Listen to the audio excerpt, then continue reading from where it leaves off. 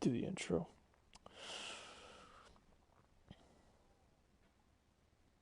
Is your voice at least shared? It should be. Alright, just checking. You never know. I'll check. Always allow. Okay, good. Alright, well. Oh crap, I need to see. This is why I didn't fully set everything up. Yeah. Don't worry, it's just a few more seconds of me just finding the profile picture.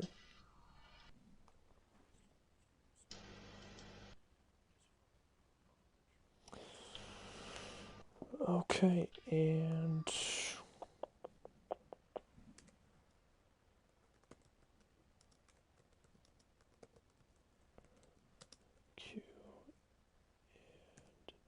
and A. Stand by, people.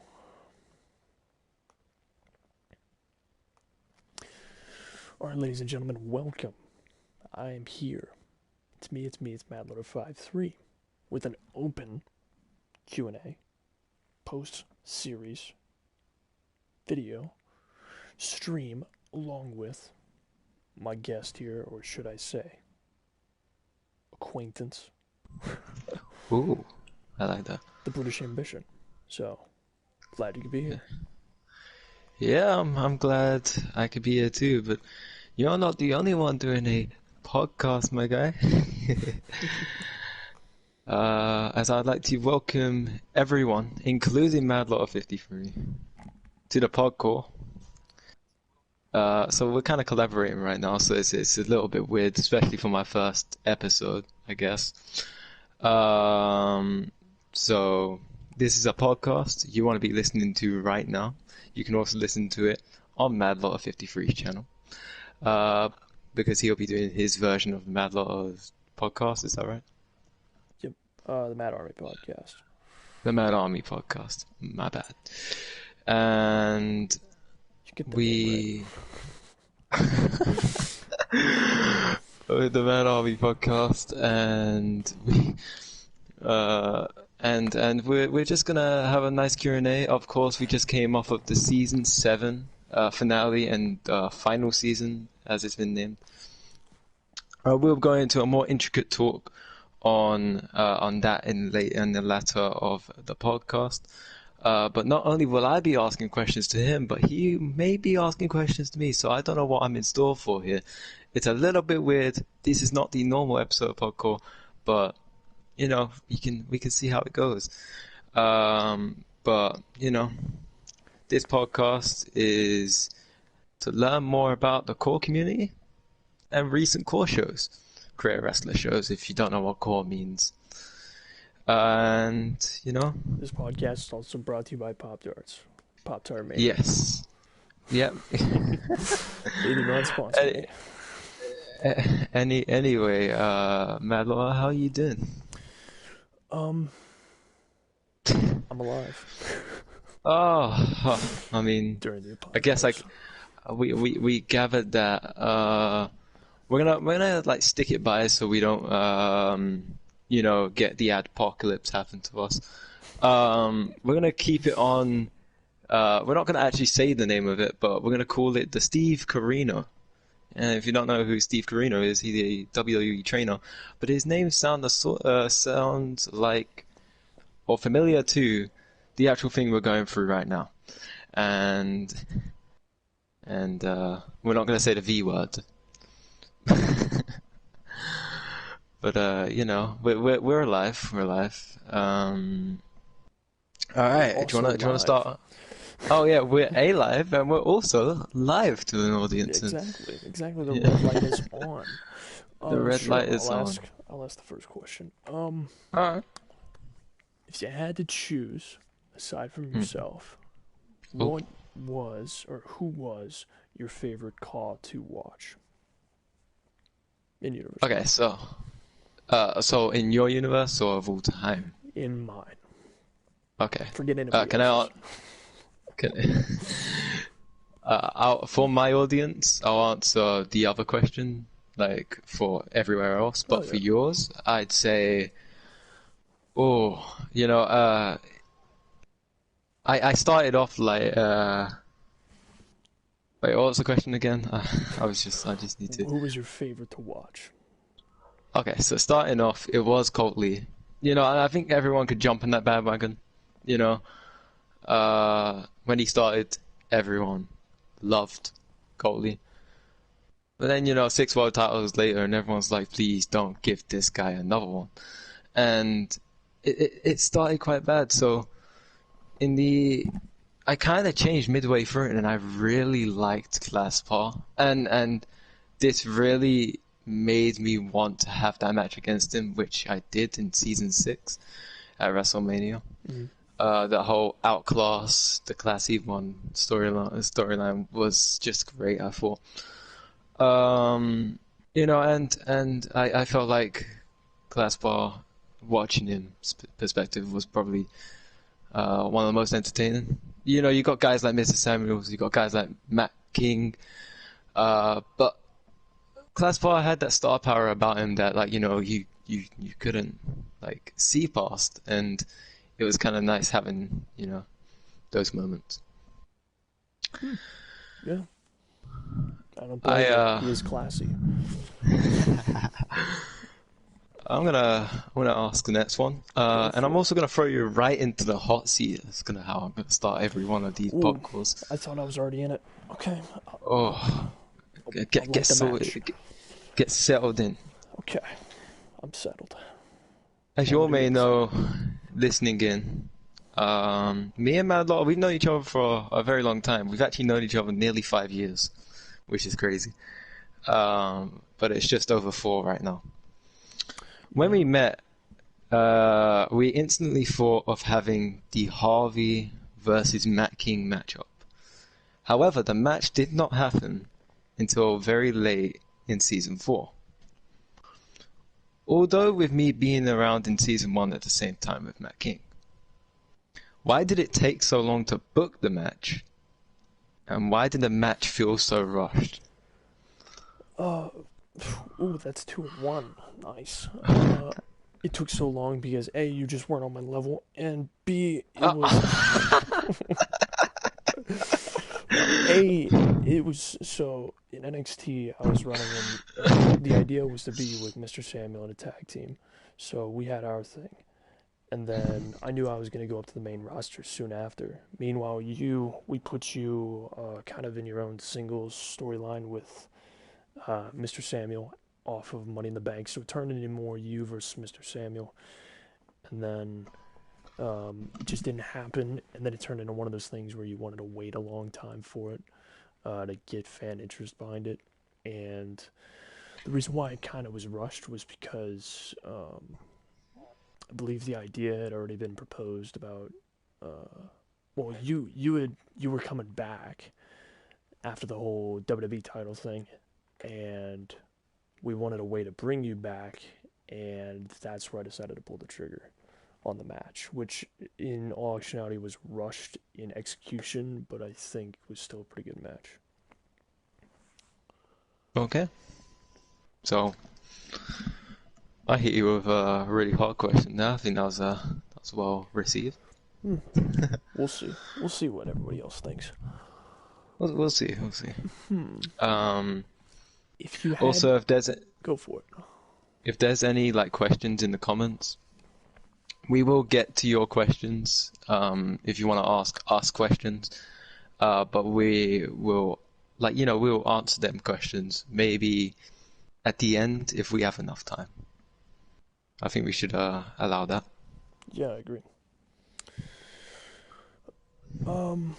If you had to pick one season, what was your favorite season to watch, and why?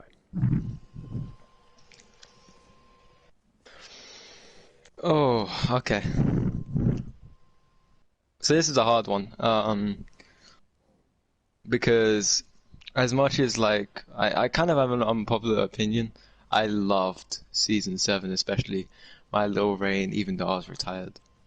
Of course you did. But I personally think season 3 had a really good run. and it would probably be my favorite season. I liked season 4, but I'd have to go with season 3 solely because of, you know, I think that was a season where we had Hell in a Cell, where we legitimized Colt Lee. We legitimized We a lot had of people with that Hell in a Cell because that.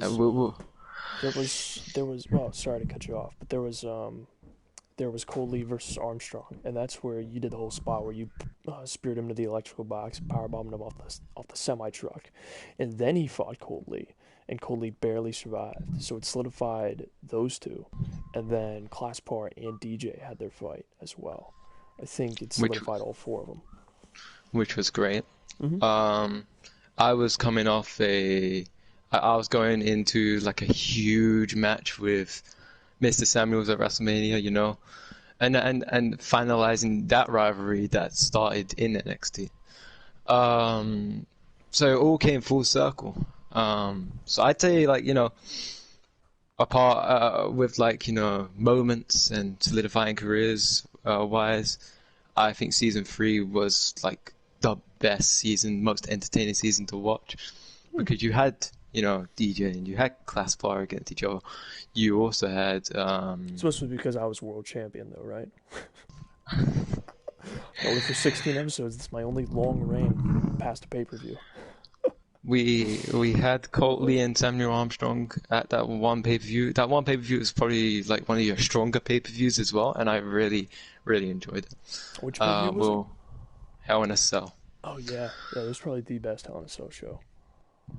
And I really enjoyed season 3, so season 3 would probably be the best. All right. Yeah. I can see why it's up there. Okay. Alright. To you. We're gonna, like, you know, keep hot potato in it. You know, I think no that's the problem. best. Yeah, we also have two questions in the queue, just to let you know. Oh, okay. That sounds great. So after me, we can answer one of them if you want. It doesn't like Yeah, because they pertain to so both of us. okay, so after my question, you ask a question, then we'll answer their questions, Yeah, yeah. and then we'll come back to the original questions. Mhm. Okay. So, of all time in Universe Mode, what was your favorite match from season 1 all the way to the end of season 7? So I have a lot of favorite matches, but this is gonna be really this could be one out of right field for people. It has always been, and I will continue to stand by it, ever since I first had it. It was Yuri Yamashita versus CM Punk, season 1 for the NXT title at NXT TakeOver Toronto. Ooh, well, that's a good one. Well, I like that one. when I look at it, and this was before, this was during the era where I was still in the giant learning curve of trying to put on good matches. And as much as I love all the other ones I did, in terms of just like if you looked at just the technical side of the match itself, it was a 15-minute Iron Man match. I hadn't really done Iron Man matches before. I didn't really know what I was getting myself into, and Tyler Wolf had just dropped the title. So for Yuri, it was a huge step up for him to solidify him. And then he had a fantastic match where it literally came down to the final 10 seconds for the first pin of the match. And I think it was off a roll-up or something like that. And I've had several others that were really good, like Kevin Draco versus Kurt Angle, and then Kevin Draco versus Drew McIntyre, which were phenomenal Iron Man matches. But that was the very first match where I thought it was insanely good.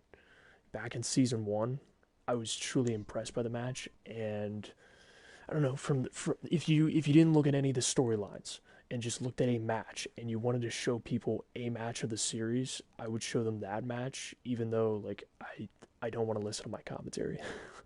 I really don't want to listen to my commentary. It's bad. A little side question. This is not really canon. Have you No. watched back on any of your shows? Not with audio. only because I'm just weird like that where I don't like to hear myself on playback. To me, I just cringe, but it's not because I'm mad or disappointed with my own commentary. It just feels weird, so I just listen to it quietly. Um, and I've done a lot of replays on some Big Bang shows. So yeah, it's fun to watch back and remember. And sometimes you forget about some of the like golden matches that are lost in the files of over 2,000 or 1,500 matches. So yeah. Okay. Pretty good. So here's a question for you. Alright. Yeah. Yeah. Looking back on all of Universe Mode, Mm-hmm. if you had to choose or you had to think about a match that was a passing of the torch match, what match would you consider that to be? For me, Yeah, like for for you, my for passing of Harvey, the for Harvey. torch. Yes, for Harvey. Okay. So, alright, so the obvious answer here would be Colt Lee, but I really don't think that was my passing of the torch. Hmm. You know, uh, like in Universe Mode, I was wrestling since season one, but in general, I have been wrestling over 13 years. So you gotta, keep you on the wavelength that my passing of the torch really was my last, like, really, changing. You had like the big changing, I guess. So you had Class Par versus me, and I'd say I passed the torch on to Class Par because I was the big heel and I was the big, dominant guy with the belt. Turns out, after Class Par beat me at WrestleMania, he turned into a big heel in a big faction, doing his stuff, and I think I passed the torch on to him, and that was my moment, I think. And I take that with quite, a lot of respect, because I respect Class 4. And even though it wasn't meant to be, I think it successfully happened on accident. And I'm kind of glad it happened. Hmm. Yeah. Yeah, I would definitely say from one iconic heel early on to now, the modern, or despite how long you guys have lasted, it went from like one big heel to the next big heel of seasons. So yeah, I can agree with that. Giving that torch, you better light it up, buddy. Alright, So as far as the let, questions go, we had two. Panda basically said, "What was both your personal favorite matches?" So, do you want to answer this first, or? I think you kind of covered this, for Well, you. I said if I'm just looking at a technical wrestling match, that's so I won't include that one because I already said it. But if I'm gonna incorporate a storyline, I would say I've got two that were my favorites. Uh, Kyle O'Reilly versus Brock Lesnar 2, and Matt King versus Colt Lee at WrestleMania Season 5 were two of my Okay. favorites. Because well, Matt King kind of had a story, but it had the added layer on like street or not streak, career versus title for the main event of WrestleMania. And then for Kyle, it was like his big return to prove that he could beat Brock Lesnar. So Kyle's was definitely a more built up storyline, but those two really just played together, and I really enjoyed it. Okay. Uh, yeah. Alright, so the obvious one, again, would be me versus Mr. Samuels at WrestleMania. And that is my, That's the match.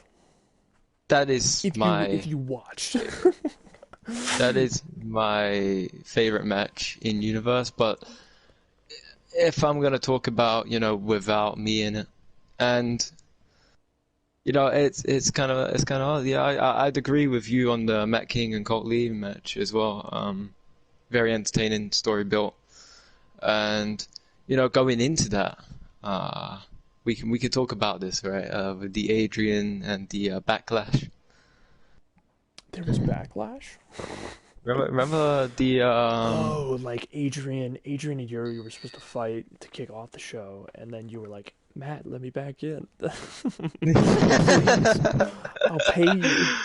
I'll I'll pay you pay you. £100. So I was like, I don't even have that. it's like, I don't know, maybe £100 on the table. It's pretty good. Can't turn that down. I think it was the Colt Lee where Colt Lee was meant to win the title or something. Oh, are And you talking about Elimination Chamber? yeah, Oh, where Arlington beat him by that mistake, was it. and then I had to redo it on Raw, the very next Raw. Yeah. Yeah, yeah. So there's a little bit of a. Mm. Listen, at least Arlington was a world champion. Let's not You, take that away. Listen, it's like when Elias became WWE champion. Yeah. Now, what I will say is the second question is,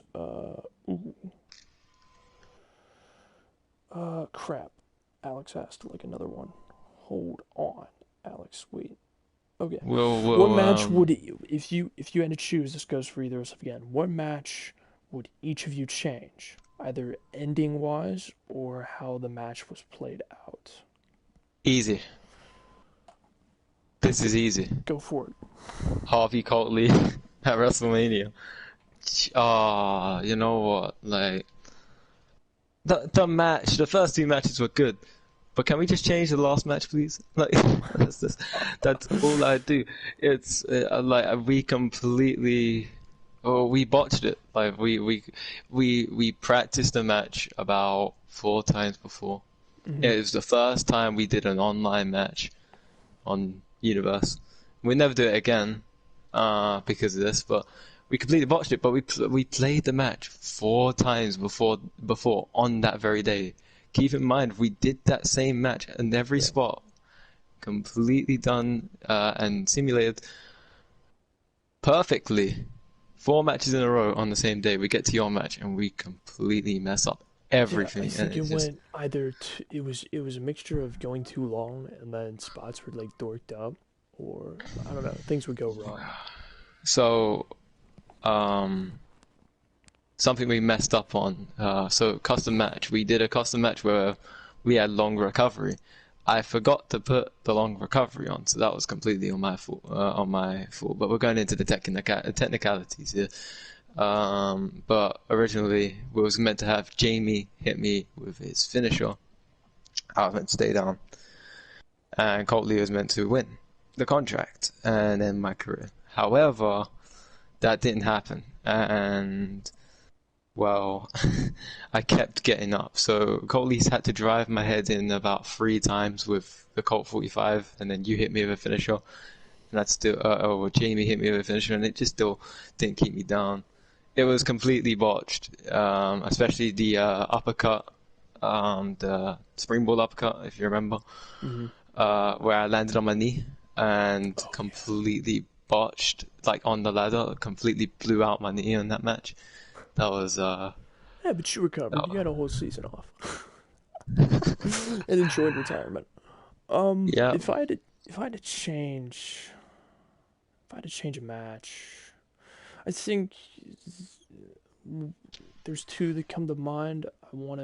I've always wanted to fix Mania One, the main event, just because it was so disappointing. But when I look at it, like having that experience and then that only added a layer onto Matt King versus Colt Lee because it was like the redemption of how bad the first main event was.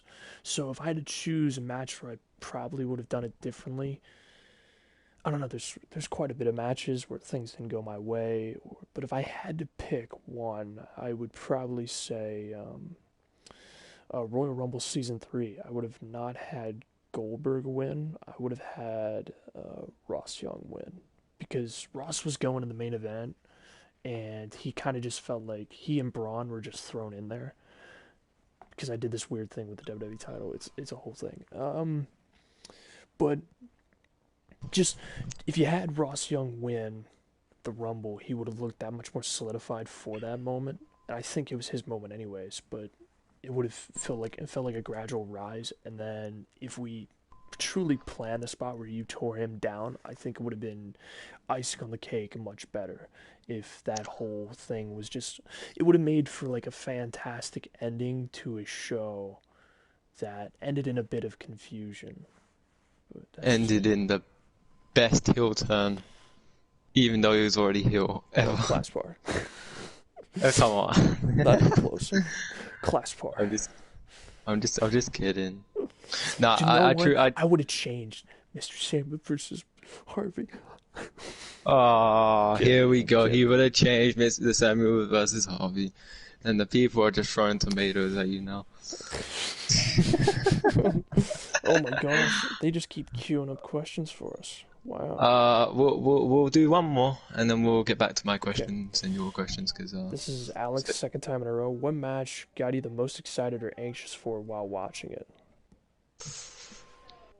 oh, For me, it would be playing it. So, that might be directed toward you, but I can answer too. uh, Finish your you question better, know, Alex. Gosh. it's for me, with Mr. Samuels and Harvey, I was really anxious because, at the start of the show, I was very confident that, I was gonna win. And when it got to my match, me and Madlot had a little confrontation through messages. Which was it? Where uh, was this? this was on PlayStation. We had a lot of we had a No, no, no, conversation when? on messages. About what? I missed that I part. I don't remember, but it was before the Mr. Samuels Harvey match, and I Okay. thought I was going to lose, and I was anxious for it because I thought you were going to change it last second because you were like, now I'm not sure who I want to win. Now I'm not sure who's going to win.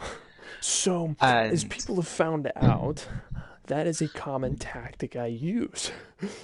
and now but that was the first time you used it on me. Oh yeah, that's true. Yeah, yeah. I really So wanted to keep that secret, especially with the first guy retiring. Yeah, I really wanted to keep it secret. I think you kept it safe for everyone. I think you were the only one that knew. Definitely. Yeah, But I don't think I I told did anyone. tell you before I did tell you before the match that like I expect Mr. Samuels to win. I think a lot of people expected Mr. Samuels to win that match. I don't think people were ready for the shock factor if he lost, and I think that's what made it even better. The reason why was because at the time I was thinking I was only going to go 4 seasons at the time, like midway, early season three. Um, and as we got closer, I think I'd committed toward a fifth for a fact. Like I wanted to do five right before WrestleMania 3, I think, but I decided to pull that trigger because I was thinking, okay, it wouldn't even be like over half the series. He'd be gone. He'd have 2 seasons to kind of immortalize himself because the match wouldn't go too long to where it felt like he retired early, that kind of thing. But I think it helped because just that last run was so good, that it just immortalized it. And the only thing I was worried about was because Mr. Samuel was the most inconsistent in terms of match quality in the three original pillars, which is Tyler, myself, and Mr. Samuel. So that's kind of where the concern was. That's where the worry was that the match wasn't going to be good.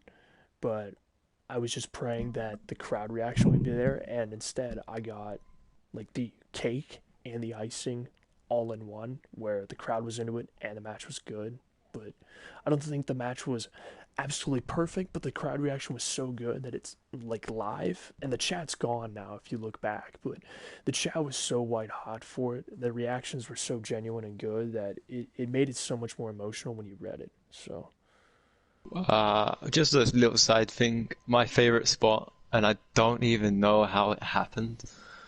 Um, but like I was going for the British Ambition, and Mr. Samuels like hit the mid reversal on it, and then he somehow got to the other side and speared me onto the ladder, oh, like that that was was leaned up against the epic. ropes. That was That was yeah, crazy. yeah, that might have That been my got the favorite. crowd. That got the crowd Dude, everybody so thought that crazy. was it. And I then the also love the kick out right flaming at the table end. spot. That was so That good. that that That was match, that early. match, That was really early. yeah. That match solidified me, I think. It That was the solidified match that Mr. solidified. Samuel as well. That was the important thing. Mr. Yeah. Samuel, I don't think that We storyline, solidified sir. each other. Yeah, I certainly. think that was it. I would agree. Because we had our great Hell in a Cell match back in NXT, and Mhm. we reran it. We've had like 4 good matches. Oh no, 3 good matches. Like the first one-on-one match, then the Hell in a Cell, then the one at Mania. And they're all really good. It's just that chemistry that me and Mr. Samuels have. And that's, it's kind of good. So, I mean, if you want to see a fourth one, you're going to have to pay a lot of money. I'm just letting you know. I mean, we're retired now. We need a lot of Maybe it money, All Stars 2. All Stars 2. Oh, stop. You never know. Gotta tease it. Gotta tease it for these people. We had 3 really good matches though, but the one that was so you had like the cake with the first match, you had the icing with the second match, and the third match you had both of them at the same time, which is Yeah. great. And the build for that match was great. So yeah, We do have more questions added to the queue, but you wanted to go back and forth with one each again. yeah, we'll do one each. Go back to another question from them, and then we'll go one each again. Okay. I think that'll be good. You So- asking the question first or me? You go first this time. Okay.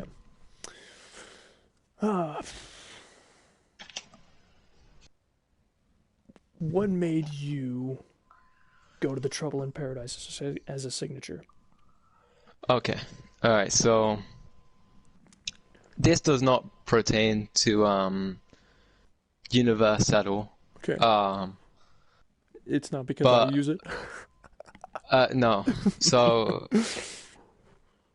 it actually was because my good friend and former tag partner Jonathan, he Oh, yeah, that's right. he retired, and he retired because he sustained a really bad injury, IRL, Oh, okay. and That's in real This life is for out- anybody that doesn't know the lingo.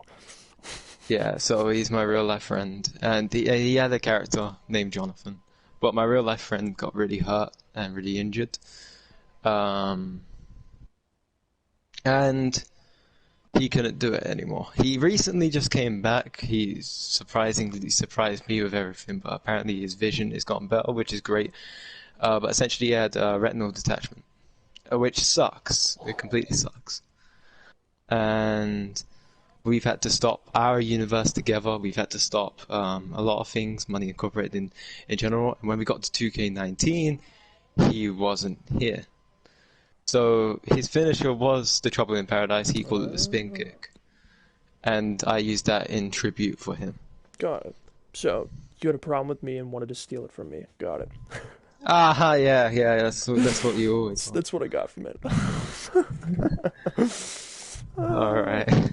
Yeah, I try to keep it lighthearted. That does stink, dude. think But it's awesome. he's I think it's awesome. he's healed up now, and it's gone great. So, but I used that as a tribute throughout the whole way through 2K19, which is crazy. Yeah, it's awesome. My one is, and this one's a little bit different from like a question, but I will end it in a question, because So I is was it just more reading of the a dirt sheet, right? explanation? Oh, Oh no, look, okay. I know got what a you're dirt sheet, my guy. I got a dirt sheet, with all the spoilers, right? Yeah. Oh yeah, sure. And one thing that that caught my attention was Matt King is not confirmed for the Hall of Fame season 7. Now, that doesn't essentially mean he's not going to be in it. That means he's not been confirmed as of now. Will he be confirmed? Or is he not going to be in the final Hall of Fame? That's the question. There you go. Ooh. Told you, man. It's a hard time being on the opposite end of my questions. Oh yeah, I can feel it. I'm sensing this aura of just tension has risen. The comments have gone completely quiet. They're all expecting an answer, and I say, They all got their piss eyes on off. the No, screen. I'm kidding. I love you guys. Oh shit. Yeah, Jesus. Panda gave his verdict on that viewpoint. So basically, my perspective, for anybody that's not in the know, my perspective on it is that universe mode is Matt King is the central character. In kayfabe, it would make sense that he is in the Hall of Fame, but my concern is that um, you know the Hall of Fame is about focusing and recognizing people, and I feel like by putting him in the Hall of Fame, I'm kind of just patting myself on the back, like, oh yeah, look at all the matches my character did. Yeah, oh yeah, he's a Hall of Famer. Unless I So induct you. no, and I'm always and I the worst thing about it is I'm afraid that people want like the Mr. Samuel treatment where I live stream like a speech or whatever, and I feel like that only just makes it more about me. Uh, Strictly like that's so it comes from the viewpoint of myself. Never wanted to push like me feel like I'm eclipsing anybody in the series, and that's why I don't want to put him in the Hall of Fame. I want to keep him off it to give other people who should be inducted or should be recognized in the series. And even then, like people want me to do like a ranking system of like, oh, who do I think was the most influential character? I'm like, well, this is clear biased. If I'm going to talk about it, well, it is anyways because it's opinionated. But like, is it really going to be a surprise if I said that Matt King was the most influential to me or anything like that? So for me, it comes across as very biased and just more of a pat on my own back rather than try to recognize him. But if like people unanimously want Matt King in kayfabe to put him in, then I'm willing to do that. But like no speech or anything. I don't want to do a speech. It just feels like it's making it about me. I don't, and it's strictly for you guys and recognizing like characters that you've been with and experienced it with. So even if I did like the influential video, I wouldn't even have Matt King on the list because I feel like that would be too obvious or really blatant biased to have him on Okay. it. All right. That's a So fair so answer. to answer your question, maybe if these people really want it or my fans really want it, as far as me, I don't want to do it. But if these people want to see him in kayfabe wise, I'm willing to do it. I need to add a question, but get Yeah, yeah. someone I'll else's search through it question up. real quick. Ooh. Yeah, sorry, it was a long-winded answer. I know. I'm stunning with this. I know how to take the wind right out of your lungs. Not just with my amazing good looks. I'm kidding. My looks are not great. That's why I Oh, hide my you're a face. pretty boy. That's why I hide Jesus. my face. You're a pretty boy, don't say that. All right. So this comes from Panda. This is gonna be really tough. What was your least favorite match watching? You Yikes. start. All right. The That's problem really is hard for me. I've had so many matches. If I'm going strictly off of memory or something like first clicks to mind or something that first comes to mind right off the bat, um, U.S. title match Mania 2, that was really bad. But I feel like I know worse. It's just not they're not coming to mind. Alright. Every single match at season seven's Survivor Series. Wow, Kevin. I To go off of that, we can throw the 4v4 team on there because that was really bad. That was bad to me. I really did not like that. I was not proud of that match. I don't know. I seriously You can't haven't think watched of. enough to know. You don't get an opinion on it. All right. You know, I'll give you my thoughts. All right. Matt King versus Colt Lee. No, I'm just kidding. Guess what? You're in the minority in that. Good luck with that. Yeah. It's Nah, something called an uphill battle. my least favorite match, That you've seen at and least or remember. you know, it kind of sucks because if it wasn't for this match, I wouldn't have been world champion. Hmm. But my least favorite match was probably Roshan Goldberg and Braun. I think at Mania. Was that a match? Really? I didn't think that was And terrible. Was it? and I'll let you I speak. thought it was bad because Like it was just like why Goldberg moment, and we all knew Ross Young was going to come out the victor because you wouldn't have Goldberg win. He's just old. You wouldn't have Braun win because it was meant to be Ross Young's moment. And Ross Young would have had a better moment, in my opinion, if he had someone like a big heel to go up against, but he never had that, if you know what I mean. Which is where I came in. But even then, he didn't even get his he didn't even get a proper like match until Money in the Bank. So, but yeah, I think that'll be my least favorite match. Just the build in general was just you just knew who was gonna come out. All right. I'm actually gonna make that my last question, the one I just added. So do you want to start next question? Pff, yeah, 1 second. What was your favorite feud in Universe Mode? I know Panda kind of had this one queued up, the most recent one, but I felt like I would ask him. I would ask My you what your thoughts are. favorite feud. You know, man. Alright, so story-wise, I loved Harvey versus Coley, you know. Hmm. And I felt like, the promo package that went with it, that I made, that included everything else. Um, Going for it was great. The only thing that didn't deliver was the last part of the match. But all in all, I think I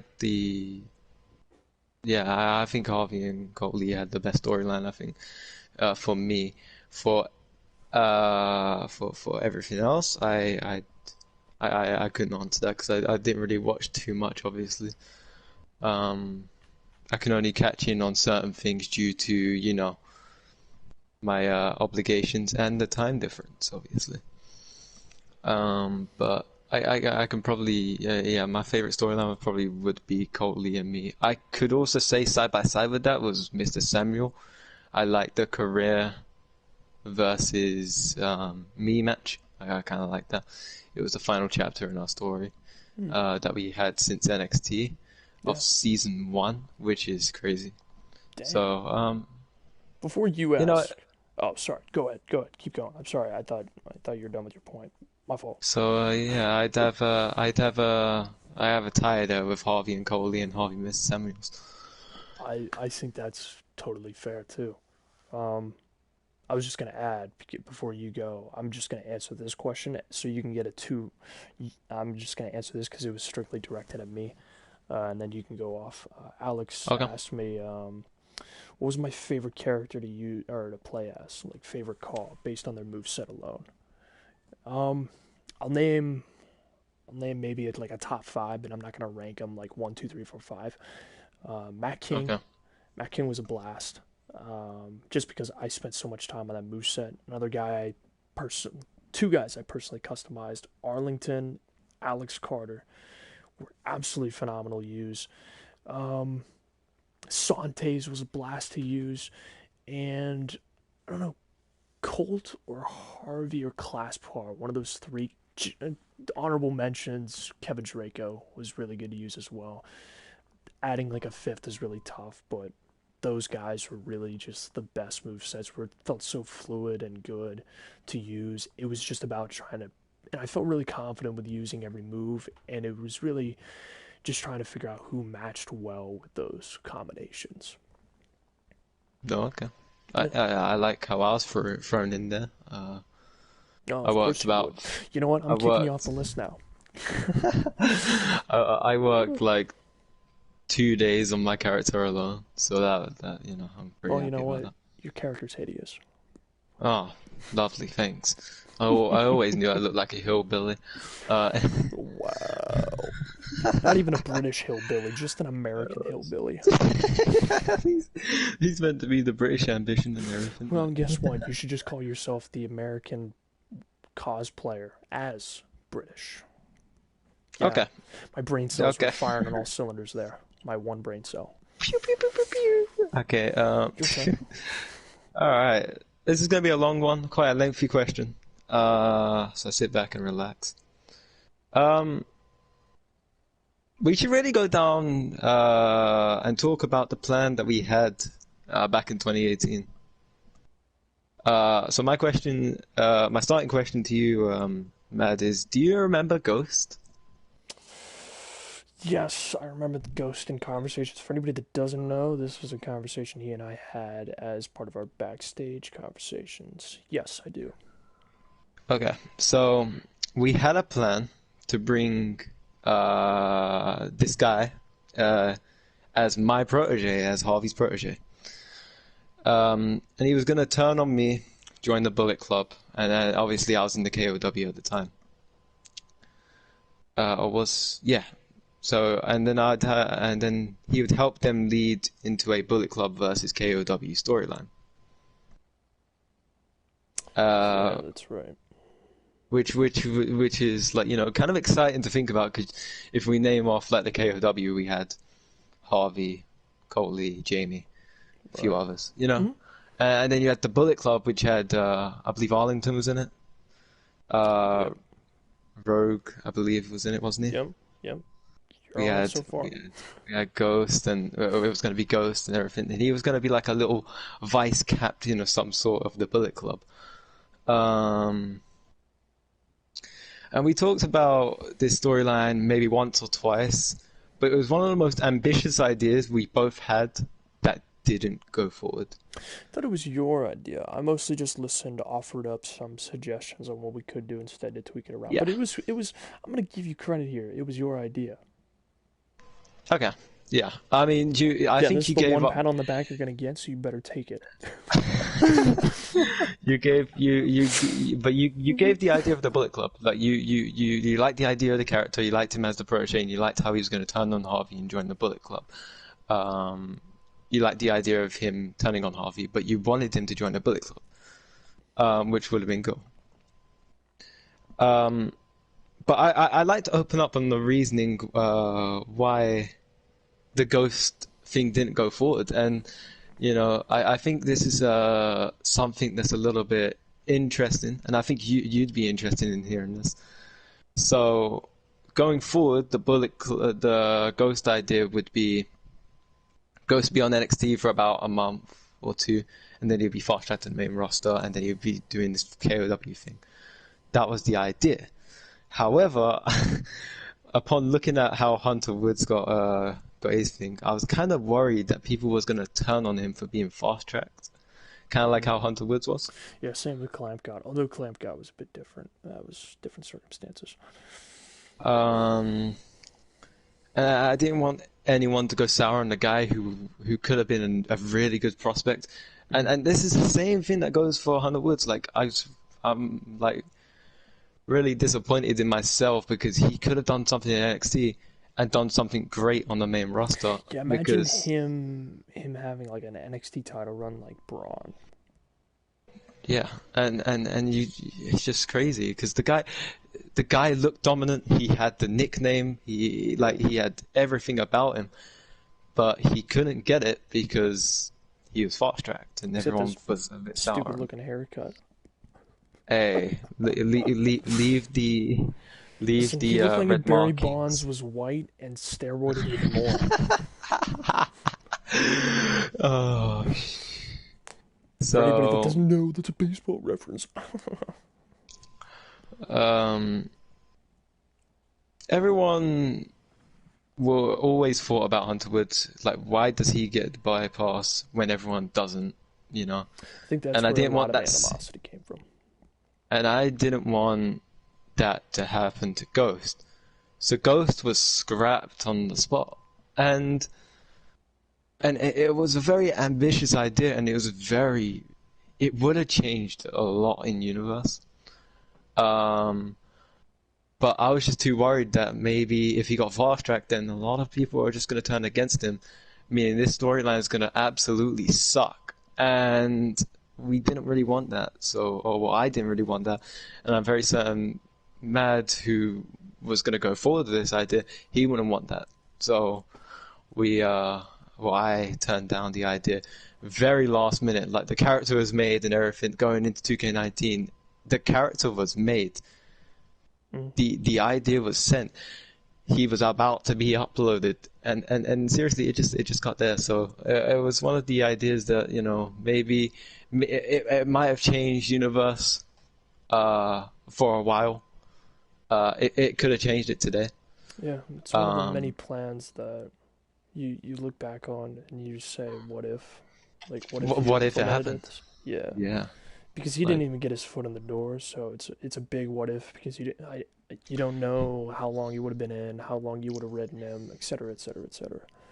I think if Ghost came in and if there's ever like a new series that you do, I do have Ghost Push him as made. world champion. If you really want him, next time we get together, we can actually try and bring him in. He is made. He is completely done. Season 8 if I ever do it. Oh. Yeah, I mean, I could just be his manager. Exactly. You'd suck at it. Man, don't say that, man. I've got good mic I've work. been the face good guy commentator for far too long. This is as good of a heel turn as people are gonna get. Oh man, I'm gonna be a color commentator soon. I'm gonna just keep telling you to shut up. You're gonna be like in your own coal mine box, like you. Wow. We're gonna have Harvey versus Mad Lot of 53 again. Wow. You remember that SmackDown where I had that? Oh, we had that match. Remember Harvey versus Mad Lot? Josh, dang it. Listen, I did That well. was Got squashed in 5 minutes. 5 seconds.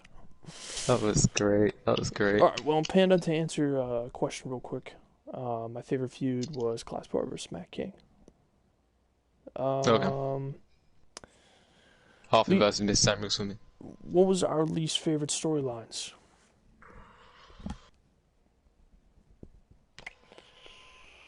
See, Good would luck you with this. count Take it. Harvey? Would you count Harvey versus Matt King? Yeah, it was a storyline. Okay. We did like 1 or 2 promos building up to it. It was like something that we planned to do a story for and then never did. So, I think, and I think you can agree with this one actually. It could have had so much work with it. Mhm. It could have done wonders for both of us, but we were kind of sour on the product at the time. I think it was just it wasn't a good time for us. Crapley's favorite storyline. What did I do that was terrible? A lot of things. Make your channel. It's not a storyline, you idiot. You incompetent idiot. You Gosh, you have Don't one be- job. It's to ask me questions. Yeah, and you have one job to answer them, so go on. Well, you're cutting me off.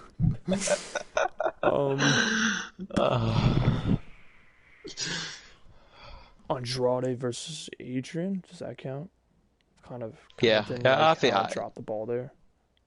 Yeah. Especially when I that built counts. him up when I wanted to build him up so much, all I did was tear him down and hurt him. So I would have. That's the first one that comes to mind. I didn't want to drag this out, but that's certainly a big one that comes to mind. Okay. What else do we got? Hold on. Ooh. Who is the most underrated wrestler to us? I know you don't really watch, so your opinion's- Underrated? You're gonna have a terrible answer. I'm already calling it. It depends if he became. Underrated. All right, go. You first, because Why me? you know. Well, I mean, if you have a good reason, then I'll go first. Maybe I do. I think, so Road Killer, all right, and I think that's gonna get a little bit turnaround on. You should have seen you know. my eyebrows. They almost hit the roof. All right. But I think he could have done a lot better as a singles guy. Obviously, with the return of Slim Reaper, it kind of changed the landscape. If you know what I mean. Like, he could have done something seriously good in season 7 Define with. good. What do you mean? Like good as in people will like it, or good as in like grand in terms I of think grand. accomplishments? Okay. I think grand for accomplishments. I think he would have became world champion, and I think he would have, you know, dominated that championship scene.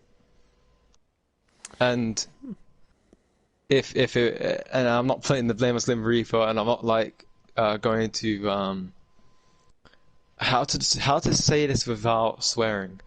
I'm not going to put down Slim Reaper because he's obviously an amazing performer and he's amazing in tag team, and he's a really good United States champion. So it's But skin color. What? Keep going. what? Hold up! You did not just say that. I don't think mine was an Alright. audible sentence, anyways. It wasn't coherent. Thank God. Alright, Slim. But you see, he's a can't great say United anything States bad. champion. Yeah, but if I do, then it's gonna get. Oh, you've really done me dirty there. Yeah. But with Slim Reaper, with Slim Reaper, I think if he didn't come back, Roadkiller could have done something so special this season. And there's nothing against him. I just think, maybe if he stayed away, we could have seen a Roadkiller versus Glass Par match. Even though they're on two different brands, they could have been on the same brand if Yeah, the Rogue Hitman won the didn't come Rumble. back. I think Rogue could have won the Rumble on his own. All right. I think in terms of underrated, I'm thinking of a guy who was either underutilized or didn't live up to his full potential in terms Oh, of I'm being just kidding. there fully. Kind of underrated, like looked over by people. I think people, and also depending on how he was treated, I think when I think about it, Panda mentioned DJ. I think DJ was properly rated. It's just there were a bunch of things that went on behind the stage, behind the scenes that restricted that from him showing up more. And when I did, it was too late or I didn't have enough plans. When I think about underrated, I'm thinking about a guy that gets overlooked by a lot of people. I would say,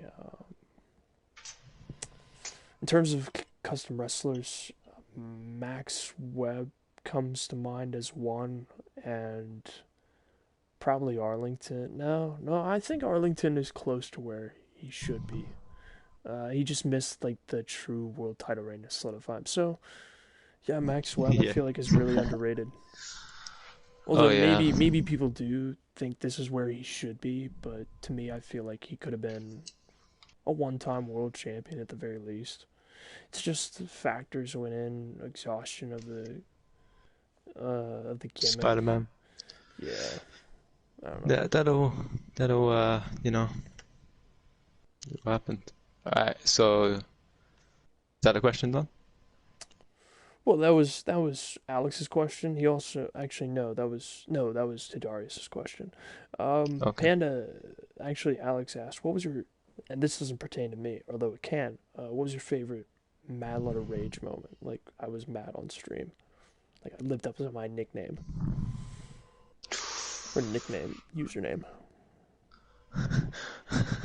I've never seen you really rage on stream, but the closest I've seen you get to That's when I get mad at my was matches. was the Sante finish at WrestleMania of this season. Oh, okay. I would say if I had to pick, I would say Survivor Series season 7. I don't think I've ever been that angry at myself. No, I didn't watch that, but I really need to go back now. Yeah, it was like a good 2 matches where I was thinking about like just ending the stream. Yeah, it was bad. God, You- was I involved? No, just good luck. I fully urge you to sit through all of it and sit through all that. Yeah, and yeah. Moving on. Was the Next computers just reversing a lot? question. Next question. Let's keep moving. Alright, I'll ask the next one. How about Go for it. that? Straight to the point. Why was I chosen to end Mr. Samuel's career? Wow, have I ever answered this before? I don't think I've ever told you though. I don't think I've You told you many said people. Maybe one I or I two. asked you this before, and you said we'll save it for the podcast. That's right. I really wanted to say that for the podcast. I wasn't sure how many people I told about it though. Well, I'll answer it.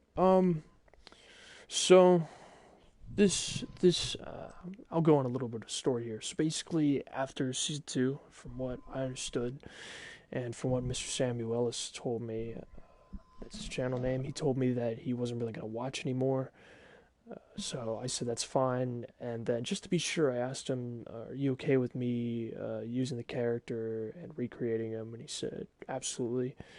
So, um, I really, I really wanted to do something big with him, mainly because he was kind of the lower out of the three of us. Yeah, he probably had the best season of season one, but season two he really fell off the map. Season three he was kind of just there at first.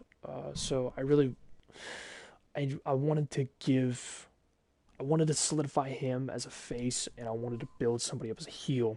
And where the Harvey idea came from was I had an idea of us doing the promos.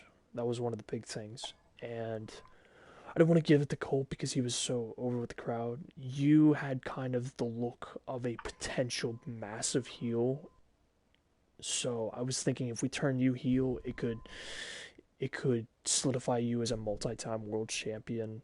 It could really get people interested in the storyline because Mr. Samuel was a smaller guy, you were the big guy, so it kind of had a more David versus Goliath look to it. I don't know. It was there was just a lot of factors that lined up, so I approached you first about it and really wanted to see you do it. Okay. And when you Didn't approached expect you to say me, yes. you didn't exactly say yes. I was so I was taking into account, and I'll tell you why I said yes. Actually, I took into account that like my first best match in your stream, or my first big match in your stream was that Hell in a Cell match with Mr. Samuels, which stole that takeover, which was Takeover London, or the one before London, before I got called up, and it really solidified, in NXT who I was and who Mr. Samuels was, and Mr. Samuels actually won that match. It was a great match between us two, and going into that third match with Mr. Samuels, because the first match he won, the second match he won, I tried to get my vengeance, didn't work out. Going into that third match, I really wanted it to finish up our storyline, and it was the true rubber match to see if I could actually beat, Mr. Samuels. There was a side story. I never beat Mr. Samuels, and going into that match, we didn't really actually say that going in, because if I said that, then oh, obviously Harvey's gonna win. But we kept the surprise by saying Mr. Samuel's career is on the line, and nobody really thought his career was gonna end. Right. Instead of saying I've never beaten Mr. Samuels. It's true. And what made it even better was the fact that it was like if Mr. Samuel, because the setup match on Raw was Mr. Samuel versus Colt Lee, and the winner, the winner Pick has a stipulation. stipulation. Yeah, and Mr. Samuel, if he won against Colt, if you lost to Mania, then you would have been suspended for a whole season, and in turn, your career was on the line. So Mr. Samuel wasn't thinking of like the long term ending, like ending you permanently, whereas you did. You really wanted to just get rid of him, which I think only helped amplify you as more of a heel. People were like, "Oh, that's kind of a weaker stipulation," but to me, I think it made it even better. And because it was only one sided, like a one sided stipulation, I think it made it even more unpredictable that I went with Mr. Samuel to lose. But yeah, I wanted to give him a And fitting, iconic end that would immortalize itself and be the first person to go out and a Hall of Famer. So yeah, and the fact that like everyone expected me to or Mr. Samuels to go over was crazy, because like I remember entering the building, and I remember entering into like the chat, and I typed in, well, here I go, ending Mr. Samuel's career or something like that in the chat, and everyone was like, you're losing, right? like, like a lot of people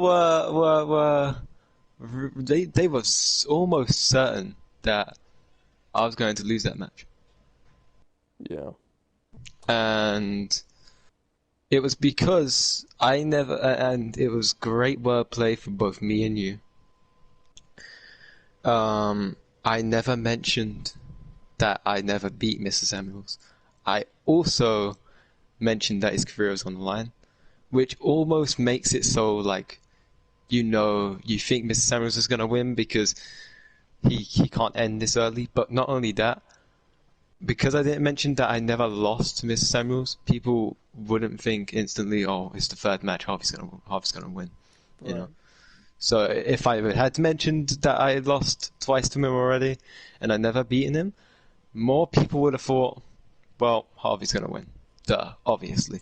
Which would have taken away from the match a lot because the match was really good. And knowing the winner really came up. So a lot of people thought I was going to lose, but going into the match, making the match really good. A lot of people also didn't know how it was going to turn out. Nobody knew who was going to win, and that's what I think made it the perfect match, Hmm. or the match, because nobody knew who was going to win, um, and even I didn't know, which was crazy. Yeah. But I'm gonna be honest, I'm never taking that spot again. That ladder spot, that spear. Oh man, my back has not been the same since. Kevin did ask me this. I don't think he's here anymore, but wrestler you had huge plans for, but they didn't work out. I have several that come to mind. Max Webb, Arlington, technically, Sante, from a certain point of view. Ghost.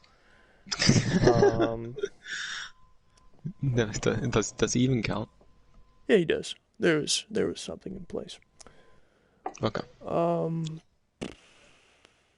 what was it? Johnny Gargano and Jeff Sanders. Those were my big five that I had. Okay. I've actually got four more questions. Go for the next one then. And do you wanna continue on after? Yeah, I think Panda's got two, so I can ask you and as well answer them as well. So All unless right. you want me So to go we'll. back to back with a question with his questions. Do you wanna? Do you have any more questions to me or? Not not directly, I want to say, Okay. but like Uh. nothing that comes to mind right now. But I could certainly write it down later. Like something will Okay. probably hit me later on after the stream where it's like, oh, I really wanted to ask him that. Well, plot it down Yeah. for a I mean, possible second one. there's. I mean, I've had a blast doing this, to be honest. Yeah, It's been very interesting yeah. talking to you and the fans, or the people in the crowd, or that's how I say the people in the chat, I guess. Asking questions as well. It gives me that interaction that well, we got this nice company with us. Mhm. With that being said, a question that not only I want to ask you, but a lot of people would like to ask you, and they probably didn't think of it. If it was to happen, who did you envision ending Samuel Armstrong's streak at WrestleMania? So that's something that, yeah, that's a real good one. Um, so I know the answer. I'm just doing it for effect and how I'm gonna word it. That's what I'm pondering. Um, it's it's interesting because I'm a big factor on time. Time. You gotta do the perfect timing. I know a lot of people had their own perceptions or visions on who they think end the streak, and I still stand by that. The belief of who should be the one to be the one, and I think at a certain point I just didn't want to see it end. And at least in the series, because I did Brock, Roman, Triple H first three, and then I did Class Par. I knew Class Par was going to win. And then I did Arlington, and I really thought about it at Mania 5. I really, really pondered that one. And then Season 6, I did Colts. I still don't think that was the best decision. And then this season was Jamie. If I had to pick somebody to end the streak, it possibly would be several names. Rogue, Arlington. Definitely. Depending on like timing. So Rogue, Arlington, yeah,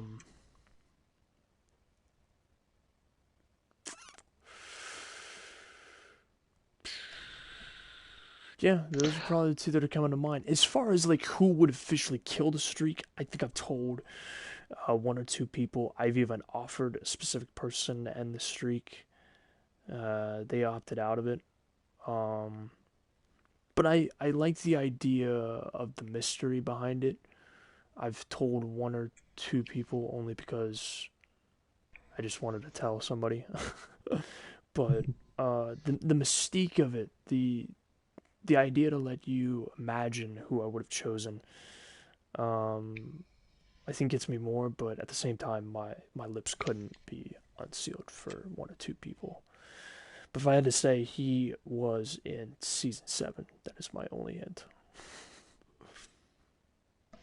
You can't tell us? I could. Where's the fun in that? On the next podcast. On the next time. No, if I wanted to give a really good hint, he was a world champion and NXT champion.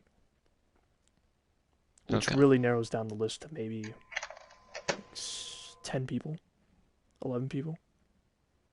For I know I was never something that was crazy to me that I just thought of. I fought Samuel Armstrong once, but I basically never had the balls to challenge him to a match at Mania. Yeah, you don't. I didn't. But you don't. But so. but if there is another Mania, you hear my challenge right now, Samuel Armstrong. You're gonna get your ass handed to you once again. All-Stars 2 or 3. If he's, I mean, if he's not busy and I get around to doing the shows. Yeah. Fan question, or do you want me to continue? Go for it. Okay. Do you want to go into backstage politics? Sure. And how in depth do you want me to go into these?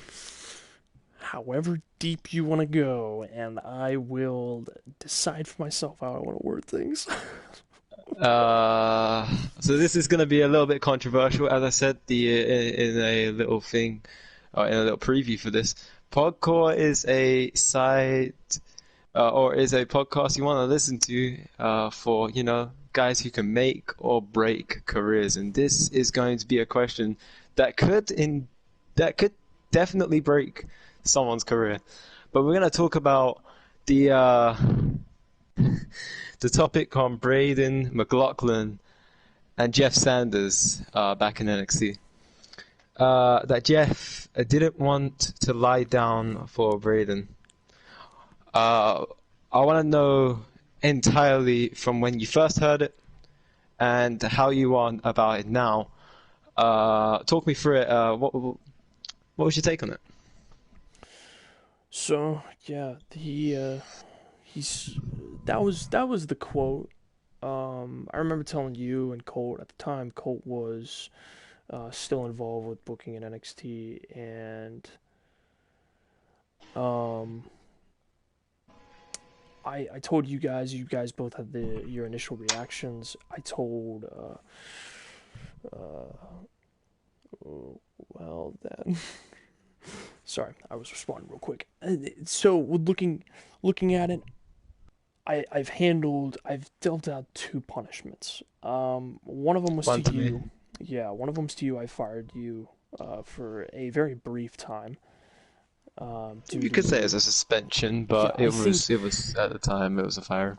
I don't th- the maker of Jeff, I don't think truly meant it, but maybe he did. So basically, I took the stance of there was a lot of guys coming over from the XCW league, a lot of them, Scott Cole, MK and Assassin, Braden, Jeff, DJ, Ace, Bruce Bennett, Sante, not really, but just to name the people that jump ship.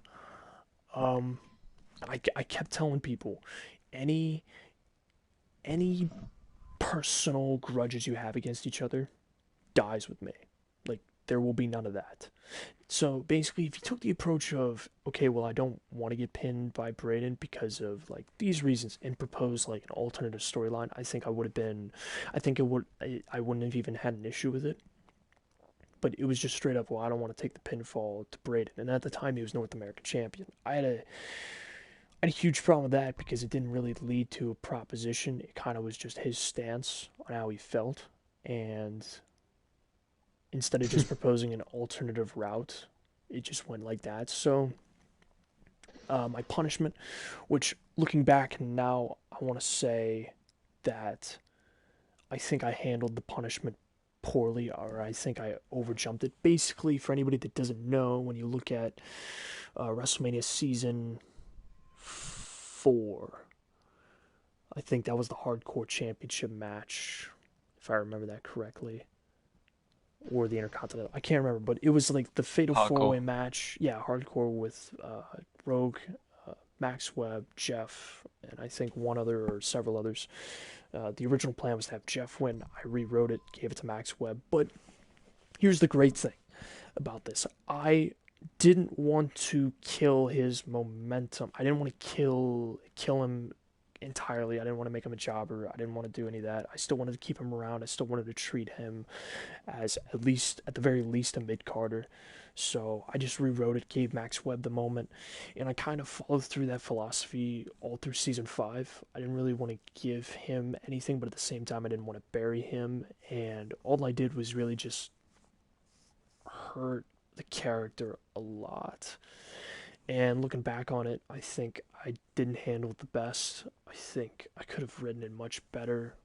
And I feel like that was probably an overreaction. But yeah, I, if the, if he was gonna talk to me now, I would tell him that I basically screwed him out of a world title reign. And that, looking back at it, that I'm kicking myself for it because I really want to give people their moments to look back on. So for me, I think I handled it poorly. Um, I still stand by that. I think I handled it poorly. I think it could have been better. I think it could have just been. I think it would just needed to be a conversation. I and I want to put myself in it, because I was one of those guys. I was the first guy actually to do it, to refuse to lie down to a certain someone. But I think the difference between my situation and Jeff Sanders' situation is I gave alternative ideas, and I also gave, you know, different approaches to the situation, rather than wanting to, lie down to a guy who recently came up and who wasn't, in my opinion, ready yet. Hmm. Well, I And think if you don't know who I'm talking about, it's Kevin Draco. yeah, that was Um, when you were world champion. yeah. You didn't want to go down my way, but I think yeah, you proposed your ideas on how you would have written it, and it was a creative difference. And instead of firing you and stripping you of the belt, I should have tried to work through you with it. And same thing with Jeff, where it feels like if I had to go back and change something, um, I think I would have just tried to work through it or not have dealt such a harsh blow because I feel like I am I feel I take responsibility for when people say how Jeff kind of peaked in season 4. I take that as on me because that's when it started to happen. That whole situation happened, and yeah, I put that on me for why he's not world champion. And Um, yeah, so I feel again, that. like with the not laying down to someone, I personally think it's a bad move, and I regret saying no to Kevin. Um, but we ended up having our match, and I ended up taking the fall for him in the future. I just thought at the time, Kevin Draco versus Harvey at SummerSlam. At the time, that match, it would have been okay, and the match probably would have been amazing. But the original idea of having Draco beat Harvey when he recently came up from NXT, it was kind of like, wow. I mean, I've done so like this is how I felt. I've done so much, I put in a lot of work as the Harvey character, and now some guy comes up and he's got a world title match. I'm allowed to say ass, right? I'm just gonna say it. I worked my ass off to get to this point. It took me 3 seasons, and I'd done so much to try and get to this world championship, to have someone from NXT come up and then soon to get the title. I just felt kind of like, is he ready? And I knew I wasn't ready when I first came up from NXT. And it was one of those things. I gave an alternate. I actually asked for a rematch because I did kind of win a little bit suspiciously at Money in the Bank, a rematch between me and Ross Young in the main event of SummerSlam. I also offered up a Jamie versus Harvey storyline. You also offered a, what was it, like, Draco can win or something like that, and Colt screws him out of it, like Colt takes it or whatever. Vince McMahon Yeah, does it, and then I basically did that idea, but I flipped the script and said that Colt was the guy. Colt was replacing you, and Jamie replaced Colt in that idea. yeah. That's ultimately what I went with. And like I even said I dropped the title to Jamie. I dropped the title to Ross, but I honestly didn't think Draco was ready, and that was you know that was really it. And I think that's a very unpopular opinion, and a lot. And I'm gonna bite my ass for that one because it basically cost my career. I had seasons on me, but it was because of that turn. When I came back, people instantly were like, "Oh, well, he's back." Hmm. They didn't really care for me. That gave me the turn to be like, "Well, I'm not really, I don't really need to be here anymore." Um, and that really caused me to retire. Like a lot, I didn't want to retire, but I just Yeah, it turned into go away heat yeah, and from a lot of I people. think I think it was when I made my return against Yuri. I think the next season to have a crack at his streak. That was kind of cool. Yeah. Um, I fought Galetto and then beat Galetto and then I fought Yuri in the same night. I think that was cool. And then I got a good reception for that because oh my God, Harvey's back. The next season I wasn't there until like SummerSlam, where and but it really did cost my career. This me getting fired and but again it was completely. If I took the fall from Draco, I probably wouldn't be in the position I am in today. So again, it was a totally it was both like we were both in a bad way at the time. I think you know, and we could have handled it. Both of us could have handled it a lot better than how it ended. Yeah, I could agree. So here's a good question. Okay. What was your favorite finisher in universe mode? Like Uh out of anybody? I so personally, I would say three maybe. The King Me from Sante, absolutely loved when he did it. Um, the Brainbuster off the top turnbuckle by Colt Lee, and Classpar's rolling elbow. okay. Loved him. Uh, I'm if I was like, it might sound biased, but the reason why I picked it is because it's my favorite move, and I love the name of it. But my one of my favorites is the British Ambition. Of course, of I course. just, as biased as it sounds, I just feel like the call for it, like you know, like when you end a match and you call the British Ambition and a cover by Harvey, I feel like that's a nice way to commentate and end the match. In terms of names, I Uh, loved Arrogance for Austin Arrogance. Classpar or Panda wanted me to call it like Air Arrogance, and I changed it to just Arrogance. Like I like did the syllables instead of his for his name. Like he's getting air with yeah. Yeah, no, my creative, my creative I genius. also, does the recruitment station count? No, that's my finisher. You don't get to use it. No, I'm just saying, can I pick it as one of my favorite line Oh, the moves? Phantom's Pain was really good. I really loved that Oh line yeah, too. yeah, yeah. Phantom's Pain is nasty.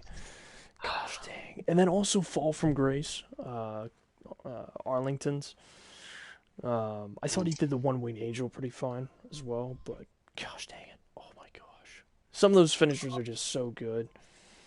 Oh, actually, whilst we're here, is Sante in the chat? Yeah, yes, Grudge. Okay, so this is a question to Sante if he's willing to respond. He probably Uh, is. Just fire away. what is your Oh, actually, you know what? Why did you not like Harvey? Because every time I came into the chat and Harvey had a match, this guy would always be there like, meh, it's okay. Or this was the first Harvey match that I actually liked. Like, what was your problem with Harvey? Let me get on your chat real quick so I can read this. Question to you. I just put down the question so we can keep talking, and then when he gets, he's a big guy. Okay. Fanta just quoted you. It was like, so why you got heat with me? He's a big guy. That's his big question to you. So we'll just keep going while he answers that. If that's Okay. his only statement, then we'll roll with it. Okay. Um, What's the next I question?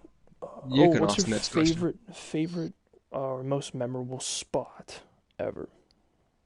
Spear onto the ladder after the British Ambition counter. That was. Yeah, that was pretty iconic. Oh. I think if I had to do a favorite spot, it would be Arlington's. It actually wouldn't be me. I was thinking myself and Colt near the very end. If I had to choose, I would say Arlington's spot, where basically he kicked out of a second sharpshooter in the streak match at season five's Mania. He kicked out of the second sharpshooter shooting star press naturally, which shocked me, and I was just frustrated. I was like, what do I have to do? So I just had him take a beating, take a beating, take a beating, and then I realized, oh, he's got a finisher. So I was thinking, all right, I'm gonna have Armstrong get basically to his signature, and if that's possible, I'm gonna do like a quick counter, and then I'm gonna hit him with the finisher out of nowhere. And I finally got that spot, and he basically just stomped. I countered, basically hit the fall from grace one final time, and I don't know if I got anybody with it, but to me, it got me because it was unexpected. It's tough for me because I'm the guy doing the matches, but for me, I felt like I might have had people there. Maybe I didn't at all, but it certainly had me for a moment because I was thinking in my head, this is it. Like, truly, this is my decision to make. Like, do I want to kill the streak here, or do I want to keep it alive? And I kept them alive. Yeah. And also, Uh, Panda said one of his that he was thinking of was the recruitment station that I tried to oh hit yeah. at this Royal Rumble, and it got and Class Part basically caught me into the Zara bomb. It was pretty epic because then it's like signature. Oh wait, another signature out of nowhere. Oh, it was great. You had to be there for it. Yeah, actually, that was good. If I was to say something that's unbiased, it'd probably be the recruitment station into this album. Yeah, that was That was epic. I nearly got you nearly got me there. Just kind of sad that Ah, that was like the finish. I was like, dang, but at the same time, it just helped validate his signature. Like, oh, the match can truly end anywhere. So, it also, was you crazy. could say like a bunch of sequences. Some of my favorite spots were like sequences with Ryan Trapp and Mac Allen, or even Ryan Trapp and Chris Jericho this season. If you Oh, went and yeah, watched those yeah, yeah. matches, they were slow paced, and then they'd have sudden bursts of like counters with each other, whereas Mac Allen was like constantly fast paced. Gosh dang it! Like, or I don't know, like you could pick so many sequences or memorable moments or spots in matches. We could go on for ages. I mean, I could talk about memorable spot is Armstrong power bombing Vince McMahon off a semi truck and somehow win Survivor. Survived the old man, I'm survived. just saying. All right. I've got two more questions. Oh, Um, Grudge's response was his look didn't match all the way. I think his I moveset could have been developed for him. I felt like what? it felt like a Okay. good character, just not done great. And I felt like he had so much hype for an alright character. Oh yeah, it's Survivor Series. Davis and Matt Pew had a pew good pew sequence. I'd agree. pew pew I'd pew. agree, Gretch. He's shooting shots. Well, you deserve it, Uh, so. what? Why lies? What? Oh my Listen, God, I I can't can't. speak. My back is hurting What? from all the carrying I have to do. I finally like shoving the load on a Grudge here, so my Was it back you that feels had much the better. back? Was it you that had the backpack gimmick? Um, like the weight that they were carrying on his back, and he just had a backpack or something like that. I'm trying to think of who had that gimmick. No, no, I'm not. That was That somebody was else. that I was wouldn't do that something that was dumb. great. That was great. Like everyone was just like, why has he got a backpack on? No, I didn't do that. Um, That's somebody else who did it. So for Sante, okay. I always liked Sante. I think he was great. Grudge Um, said that class far is my idol. Who isn't idolizing him? and I always liked Sante. He always looked good, and he was a good Universal Champion. Was he Um, still is, still is, still is. Technically not because you're not continuing on. So I mean, Wow. um, You know, Grudge, you can well, always say you're the last. yeah, yeah, yeah. But he was a great Universal Champion, and you know, that was the first world title I won, the Universal Championship. So I mean, Grudge, if you're listening, Mr. Sante, All Stars 2, you put that title on the line one more time, I'll happily have that challenge. You'll lose.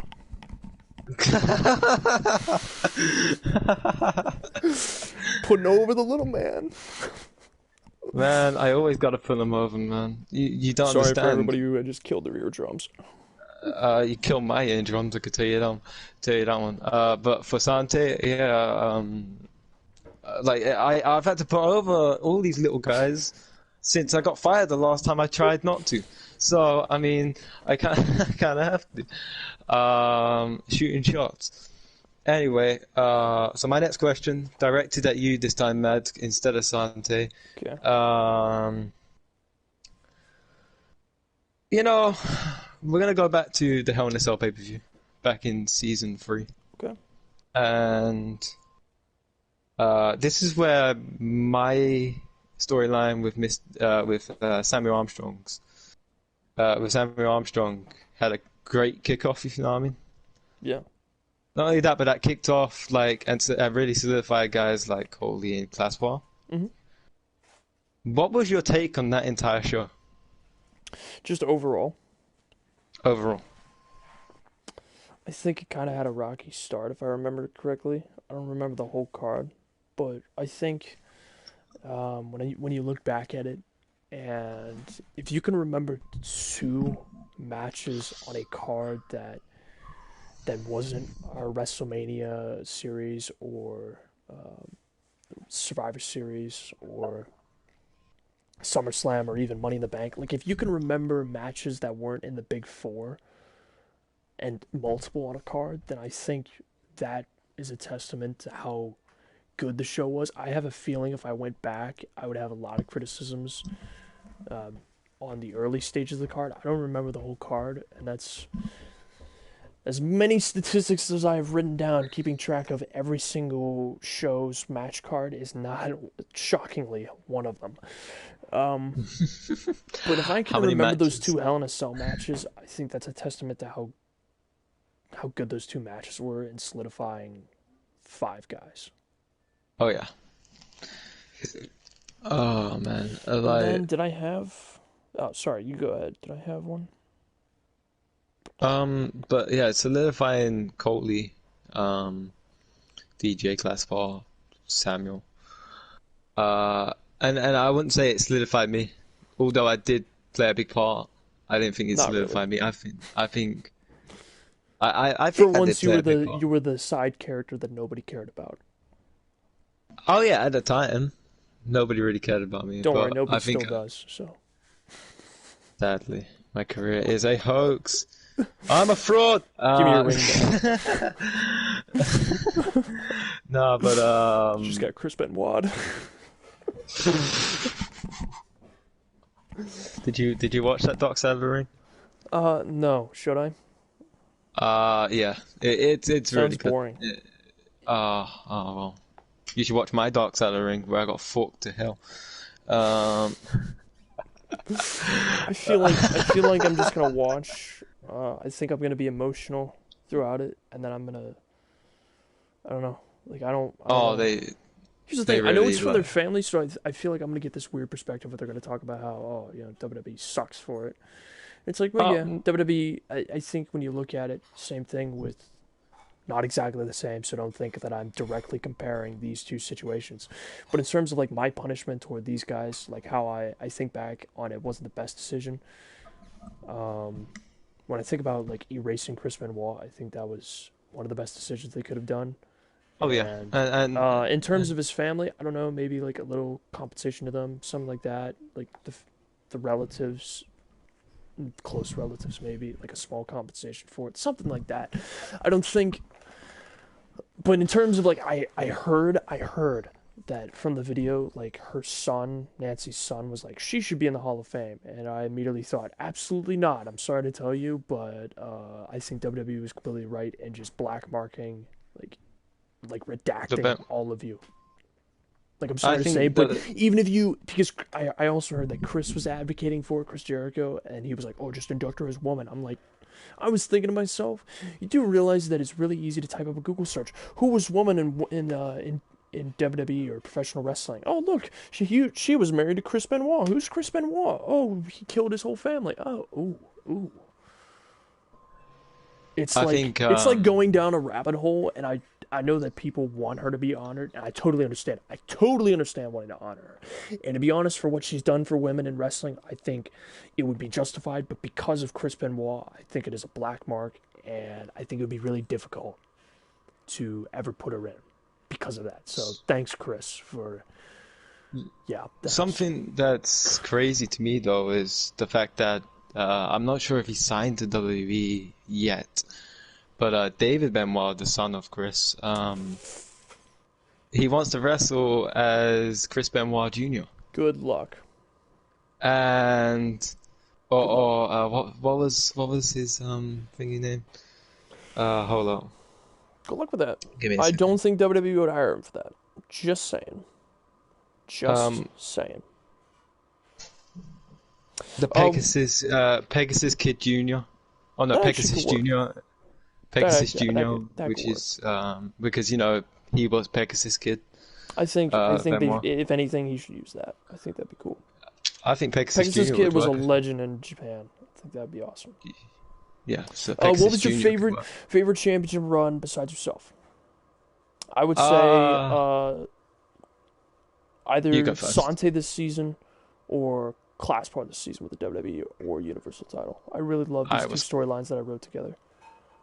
I was gonna say the same thing. Nobody cares. However, It's man, directed toward me. Hey man, I should answer. I should You're answer. you're like the second wheel or the third wheel in this relationship. This is like me and the fans going on a date together, except not in a gay way. Gosh. I love you. Oh, I'm just kidding. Whoa. Affection. Anyway, nah, yeah, I was gonna say the same thing. I think Sante had a great reign this season, and Glassbar had a great reign this season. But because it's apart from me, I like Draco's reign as well. I think Draco had a nice reign for a face. Um, but I'll be going down a list of names of guys who had the belt and was successful. Yeah, not Harvey. Don't know who that guy is. That who's Vihar? Um, Uh, yeah, those were great yeah, reigns. I enjoyed them. and you know, finally, this will be my final question to you, Okay. and instead of asking Mad Lot of 53, I'd like to ask this to Matt King. Starting soon, my brand, Relentless Wrestling, if I'm allowed to plug that. Um, we are starting a whole bunch of shows, and we're hiring not only wrestlers but backstage workers. And we know that Matt King is fully retired now, but we are hiring a backstage role. Will Matt King be relentless?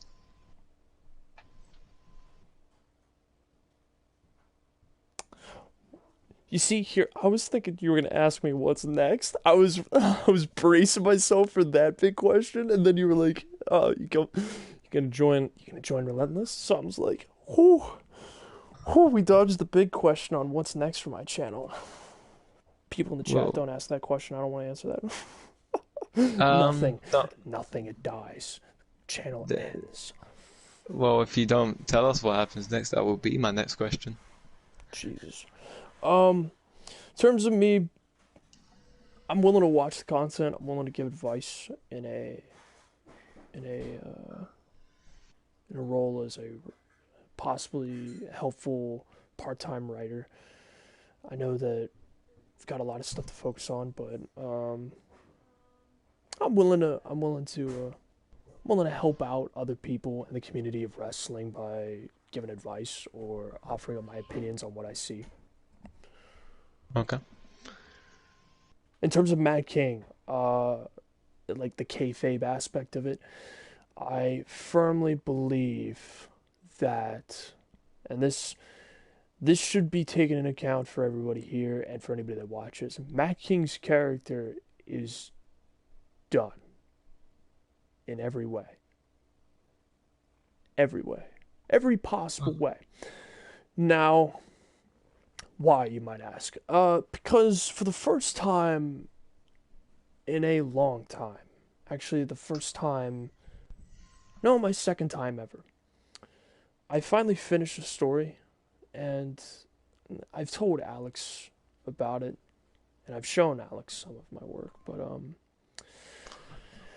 for years I've been a huge fanatic about writing as a hobby, and I don't like to talk much about my personal life, but for the first one of the rare times I completed a full project that I wanted to do, and it took me 3.5 years to do it.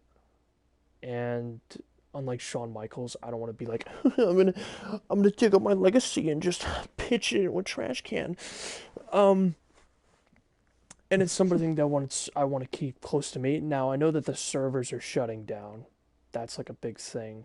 But I was planning on actually doing like a gift kind of to any of my peers, as in like if you guys put down suggestions, I'm willing to upload some characters that I personally made to let everybody download and keep for 2K19 before the servers shut down. But in terms of Mad King, no, I don't want to. I don't want to bring him back in any role or fashion. I know people want me to. I've had XCW approach me about it. They're like, "Oh, we can get your Mad King character in when you're done with the series," and I'm like, "No, no, not interested. Not interested in. I don't want to." Fair enough. Yeah. It's pretty good. Yeah. Uh, but you dodged the bullet on what's next. Well, I know So, mainly because we'll get to that. We'll ask. I got like one or two more questions from these people because they won't stop bombarding me with them. So I'll uh-huh. try to wrap up these questions. I'll lock it off after. Where is this question? Favorite unplanned moments or finishes that were better than the original? So that might be difficult for you to answer, Harvey. Only because like he says original, so it makes me think like the original plan. Unless I told you what the original plan was, it's like how would you know what the original plan was? But if you want to answer like what was your favorite like unexpected moment, maybe that's a better question. Go for it. Okay. Because I still want to Uh, include you in this question. for unexpected moment. I think one of the more unexpected moments was um this doesn't really go around your question, and quite frankly, I never really thought about this, but one of the more unexpected things to happen to me, Oh my um, gosh. Alex just well, asked, why did you break your neck? You can keep going. I'm just done. That was hilarious. I was I planning didn't. on this question to be the last one, and this man just dropped that question. I love it. I love it. Keep going. I'm so sorry. What I did, what I did. All right, so you Unexpected know moments. the I guess like not really in stream, but like outside the stream, one of the more unexpected things to happen was when Mr. Madlotter came up to me and asked me to um and asked me if I wanted a match with Class Pirate Mania. Um, I think something that was unexpected outside of the stream as well for him would be when I came up to him and said, um, I'd like to fight Scott Cole at Mania, and take the loss. I think that was unexpected for him outside of it, but if you're talking inside, I think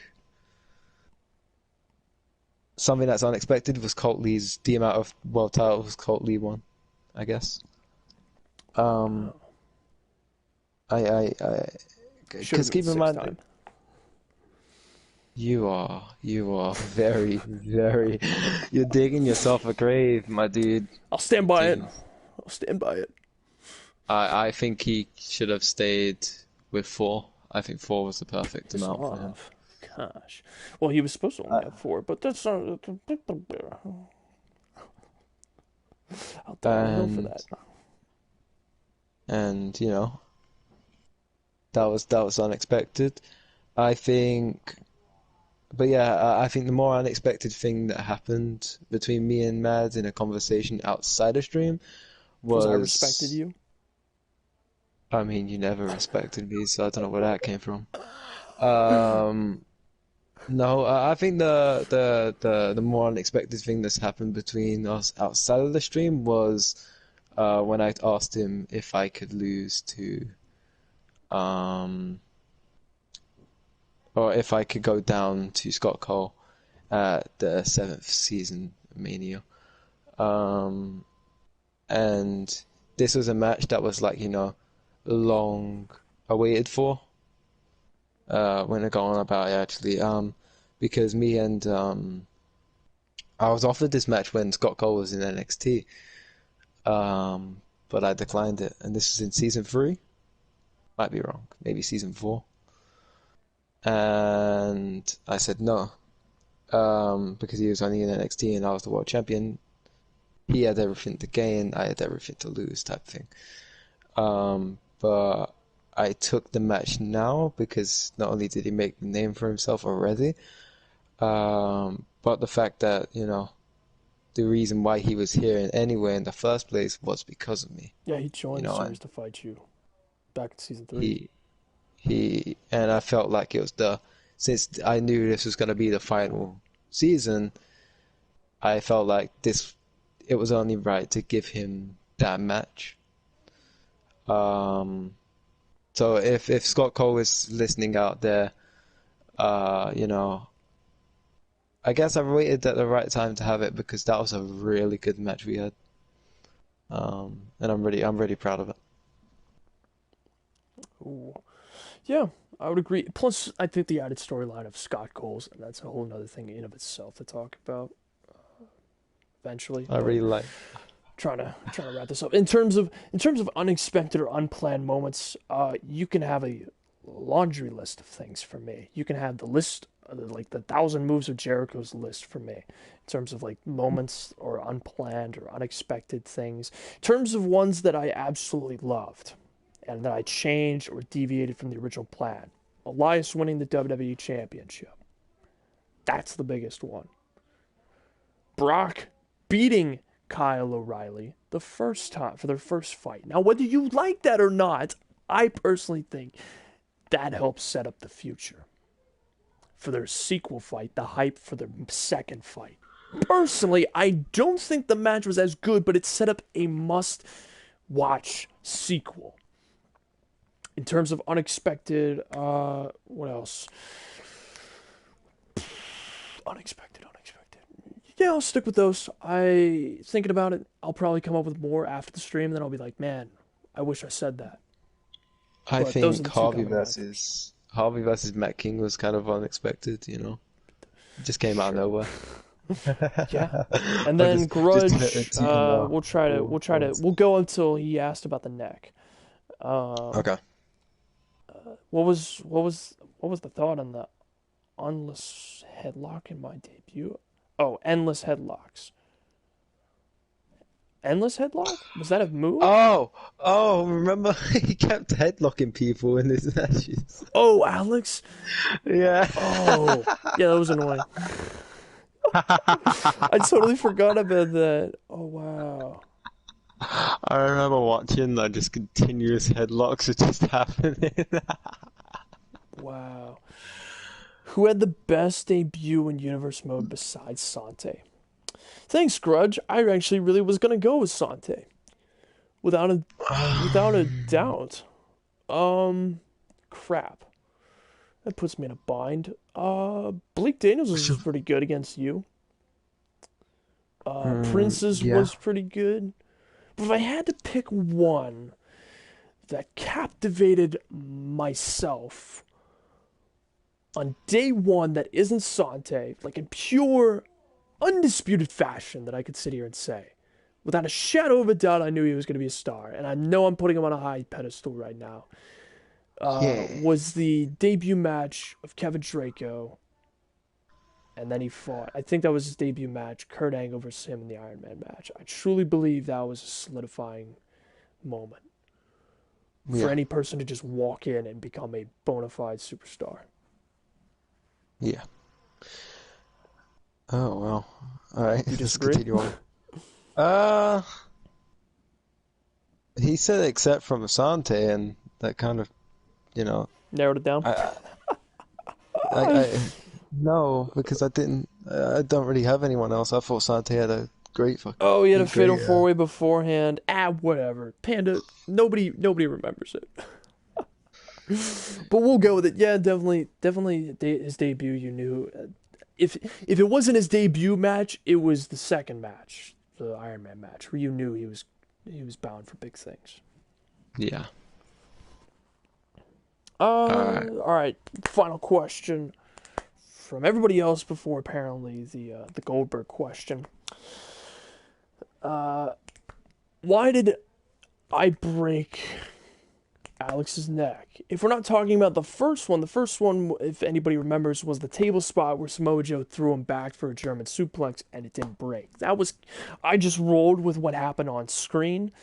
In terms of the second one, where Jamie, no, yes, It was the Samoa Joe one was the second one, so he did it back to back times. I took him out in season 3 because he was NXT Television Champion, which is now the North American Champion, on episode 17, I believe, of season 3. I benched him for that long because I had several things. One, I actually considered having Kevin Draco win the Rumble. Yeah, that didn't happen. Two, I wanted to actually take an injury seriously, and I felt like, and also solidify Samoa Joe as a serious threat and the Muscle Buster. So by doing all that, you kept the feud alive. You, I really wanted to take it seriously, and also to try to really build even more hype around Kevin Draco's debut and to write him off, because I didn't really have a full-on plan after. Because basically the concept is, like, he was NXT Television Champion. If he lost the title, he would presumably go up to the main roster after like a pay-per-view or two without the championship. So for me, I wrote him off screen and brought him up, and at the same time, it bought time for me to introduce more people in his place. So like Blake Daniels and everybody else, and that's where we did the passing of the torch from one NXT superstar to another, to finally conclude him. So he got more of the Sami Zayn treatment, which I think was very proper and respectful for Alex, even if the match itself with Blake Daniels didn't truly solidify, like, wasn't a 5-star match. It still had a story to it. It had build to it. In terms of the third broken neck with Jamie and Colt, that whole thing, that was to write you off screen to set you up for possibly. So the thing was, I was going to do 2 people. It was either Blake Daniels or Kevin Draco to win the Royal Rumble of season 4. And I was thinking Kevin Draco at first, and ultimately that didn't pan out because, we went with Blake Daniels because, forget you, Alex. Honestly, Kevin Draco sucks. That's why he's 1-5 at WrestleMania. Yeah. That's messed up. It's not the reason. It's just every single time, like, I'm ready to set him up, and then it's like, no. Something else is going to happen. So I screwed you over. But I think when you look at it, when you truly look at it, those injuries were accumulated over 55 episodes, a whole season's worth of content. You almost kind of forget, or at least for me, I almost forget that Kevin Draco has been around since season 2.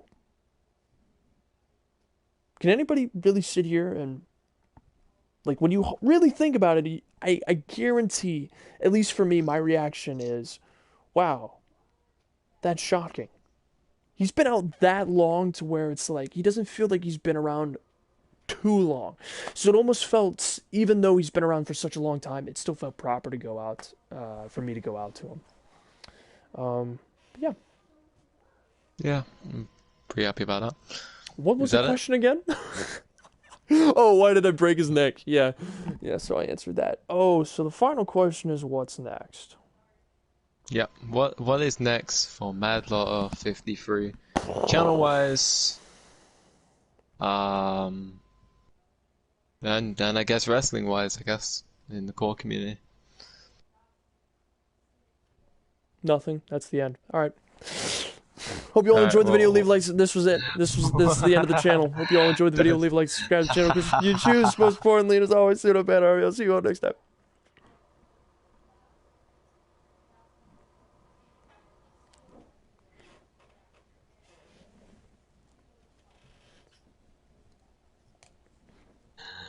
Mad Lotter No, 53. we're still here. We're still here. We're still here.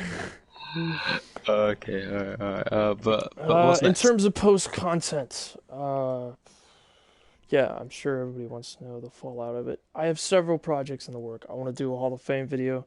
Now, whether Matt King is in or not, I will leave that completely up to everybody else to determine whether he is or isn't. I will not be the deciding factor. If they do not decide, then he won't be in it. Like, if they don't say yes or no, then I just won't have him in it. If they say no, I totally understand. If they say yes, okay, I'll put him in. That's how it's Well, going. then let's put up a poll right now. Who wants Matt King in the Let's Hall not. of Fame? Let's do it now. Let's do it now. No, stop. That just makes it more of a focus on me. Stop. Oh, gosh. Oh man, I nearly got him to swear. Don't worry. So, Hall of Fame video. I want to do All Stars too. because I have a possibly booked show for that. Um, Okay.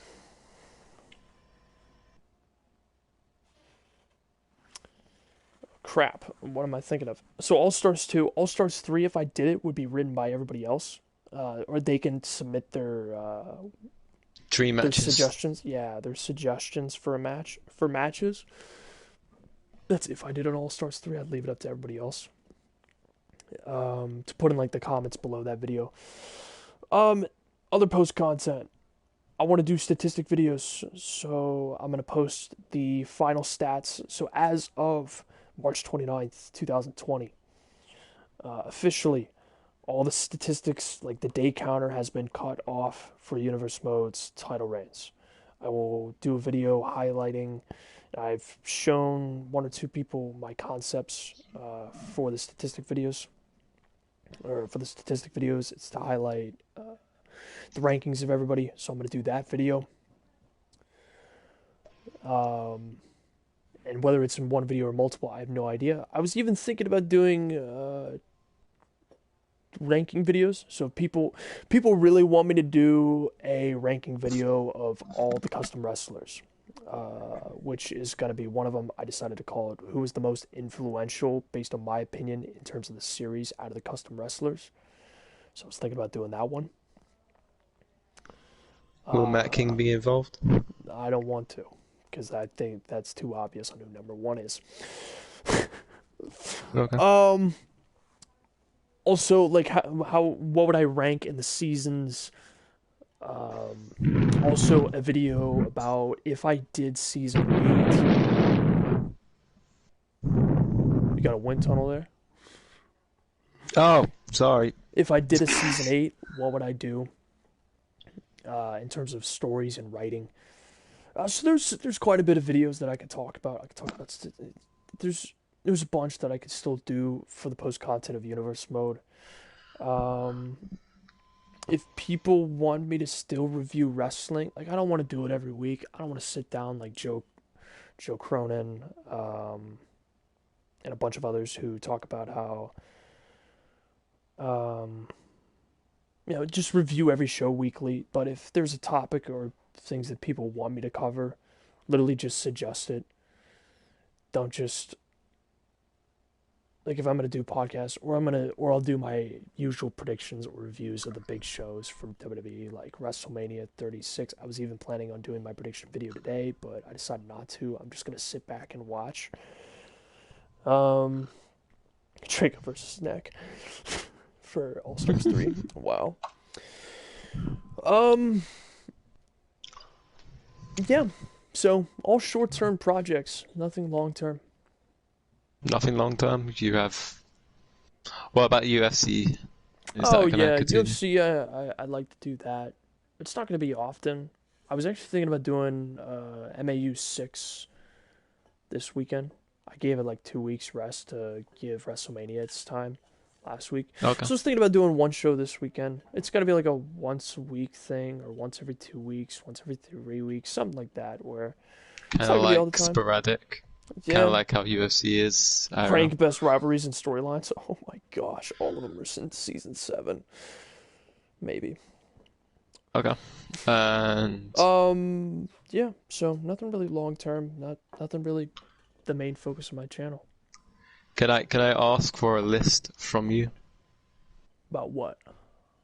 Top 10 rivalries of all time In universe mode, in universe. none of them have RB on it. Yeah. Um. Wait, not even me and Mr. Samuels. That was actually really good Yeah. because that was built from NXT. I'm pretty Mhm. surprised by that. Okay. Uh. I'll still be intrigued for it. At least. At least no long term. Thing that you guys know of. I wanted to do a secret, not really secret project. That I have no idea would even work, and it probably won't. But I'm gonna keep being optimistic about it, and we'll see. We'll see if that Can we project. get a hint? Um, sure. It's something kind of vague.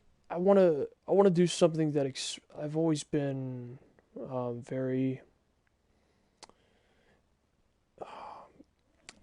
writing has always been the hobby, and I keep going back to it. I really want to try something that plays to that strength, but also try challenges me in a different way. Like UFC is still challenging for me. It's a huge learning curve. It's a whole new. It's like you have a system in place for years and years and years, and then you got to learn a new system that has different rules. That's what it feels like for UFC, MAU. Um, and it's similar to my wrestling series, but it isn't. It's different in how it's organized, but it's similar in you just do the shows, you just play the game, and you do this, this, this, and this. Okay, all right. Less fixing matches, more so just doing the fights and building a card. That's the best way I can give an example, and I'm still learning it. And just like wrestling, even in season 7, I was still learning from new experiences, failures, matches. Oh, Golden Sins versus Bullet Club. But in terms of writing, I wanted to do something that challenges me both in writing and cinematography and directing. I really wanted to come up with a story that really has nothing to do with wrestling or uh, UFC or anything like that. I wanted to really try something that I've done hints at long ago. Like I'm talking PS3 days. I did a hint of it, and I want to go not back to Destiny, but I want to try and tell a story that would hopefully captivate the audience with a video game. But my problem is like I'm limited in editing, so I can only do it first person. You like the wrestling series, you have to make some certain exceptions. Like okay, there's a timer up, there's a match thing, just ignore that, and just focus on the script and the writing. And the only problem is getting the manpower for it, and I don't want to ask people to buy a game uh, to for the sole purpose of helping me. I feel like that's really rude, especially when I don't have a full script for it yet. I've already filmed like 2 test pieces of just me shooting off the hip to give an example for people. It's like test footage that I want to show people, which I have no idea how people are going to react to it. Um, but yeah, I know nobody here has the game that I'm looking at, but which sucks. So it's probably not even gonna happen. But in terms of long-term project, it's something I wanted to do, take a shot at, but might not even happen. So I'm gonna keep being Well, optimistic about it. always be optimistic, dude. Anyways, Yeah. So it was great having you yeah, on of my on course, my one. it's good to have Uh, you on the Mad Army podcast. Hopefully, we get somebody who's much better at the questions, better at everything. better at questions. Alex, I'm thinking Alex. We need Alex in here. We need Or we need a whole Grudge, or somebody that has good questions. we need a whole like party full of like guys like me, Alex, you, Guys specifically. Okay, uh, okay. Philly. We can have some women if you Screw want, Philly. but like Screw like like Philly. my He girlfriend if abandoned you me. if you want my girlfriend there. Philly abandoned this channel. Forget him. He, he wanted to make Mania, but if you don't know who we're talking about Colt.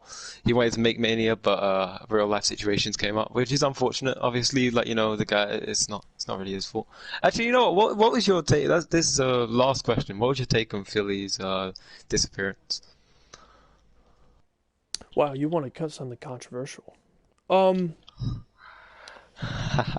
for your last question, before I potentially, if by the way, people, just as a side note, before I answer this question, if any of you guys truly want to be on this show, and for you guys to be in person asking the questions like Harvey is, fire me a message and let me know, and we can do like a second one, a third one, a fourth one, however many. So I'm willing to do that for you guys and let you, yeah, the Pop Tart Boys podcast if we can get it.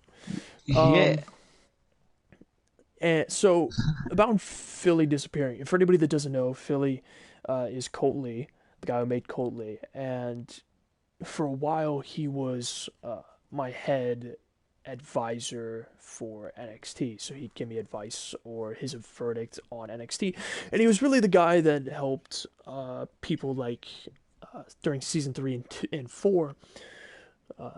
Blake Daniels, Jamie. He gave a lot of advice on helping build up those guys, that generation. And he kind of just up and left, which I know might be looking for like a big controversy to stir the pot, but I'm just sad. It's kind of just it because I respect him a lot. I respect his opinions. I respected his advice a lot, and it helped me forge a lot of ideas. And I really just had to take up all three brands on my own completely, 100% of the time, which I did before, but It it was was much just easier yeah, when you just had, much easier to yeah. have somebody to bounce ideas off of, and In yeah, so in just sad. season 3 or season 2, I was there for SmackDown, if you Yeah. remember. Hmm. And but obviously, there was a time difference between us because I live in the UK and you live in America. And not only that, but I had college and you had stuff, so it was kind of hard to get to talking. So that's kind of where I kind of dropped off a little bit. When Philly was there, it was kind of perfect, but Philly got busy and it was kind of bad. It was kind of bad, but you know what? We all respect each other in general. No, Uh, I, maybe, potentially, don't know yeah, yet. Still figuring it out. I'm to be determined for he's me. he's a very sarcastic person. Don't take anything he says seriously. Um, Oh, dissing me. hey Gosh, it's not man, sarcastic. It's just a sense of humor. If you don't like it's it, don't just watch it. don't watch it. Don't watch it. Hmm. Yeah. But this was fun. But Yeah, yeah, we all have busy lives, and that's partly the reason why I was not really in every time. And I've always given a good reason to Mad why I wouldn't be there, and he'd always say to me, "You don't have to explain yourself to me. It's not that serious." I know. But I like to say it because it's hard. It is sometimes hard to me because this guy usually streams at about 3 a.m. my time at some point. And I was just like, man, I got college next day in 4 hours. So, it was kind of hard for me to join in. But so that's why I didn't come in a lot. For Philly, he just got a job. He just recently got released because of the Steve he Carino. was in prison. Oh gosh. Oh God, no, he wasn't in prison. He just got released from his job because of the Steve Carino. But he was finishing up work, I believe, with something else, and then during WrestleMania, he really wanted to make it to Mania. He messaged me about it. It's okay. I know he didn't Un watch. Unfortunately, he didn't make it, but he did watch the end of it, and Here's the he crazy thing. Tyler showed up to watch it. Tyler. He didn't show up live, but he showed up and even commented. Yeah. Yeah, Colt, what's up with that? you Philly. know what? I'm sending a matchup. And I'll be a special guest referee. Philly versus Matt King. Matt King's final match. No, Matt Letter 5-3. I bust Matt out my Law chops. 5-3. The 65 overall guy that I beat in 5 seconds. Wow. Let's go. Okay. Well, Alright. nonetheless, I think thank you that's a for good way coming. to end Yeah. it. And if we get Yeah, anybody thank else like Grudge next time or Alex, I think that'd be fun. I think that'd be you fun know to what? get different people asking these questions You know and what? Something I want to getting do. me in their hot seat. You know what? Something I wanted to do. I want to put you and Philly in the hot seat next time Good at luck the with same that. time. Yeah. I Good I luck. I I I think I Maybe think we'll I do your show and then not show these people because they don't need to see it. Yeah, well, you can like advertise it for me, that'd be Yeah. nice. Just as a friend, I'd ask that. Yeah. Well, thanks Alright, so well, much, dude, for coming in. Hope you all thank you for doing this enjoyed with me. this. I know it was really long, longer than what I expected to be. It turned into like a two hour thing, which is to be expected when we ever talk. Um, Oh my God. so I'll think of that better. If you guys want to be a part of the next one, let me know, and then just be sure to talk to me and figure out what kind of questions you want to ask me for that, and then we can try to figure out a time to do it. But I hope you all enjoyed the video. Leave a like, subscribe to the channel, of course, if you choose. But most importantly, and as always, piss off, Mad Army. No, I'm kidding. Suit up, Mad Army, and stay safe. Bye.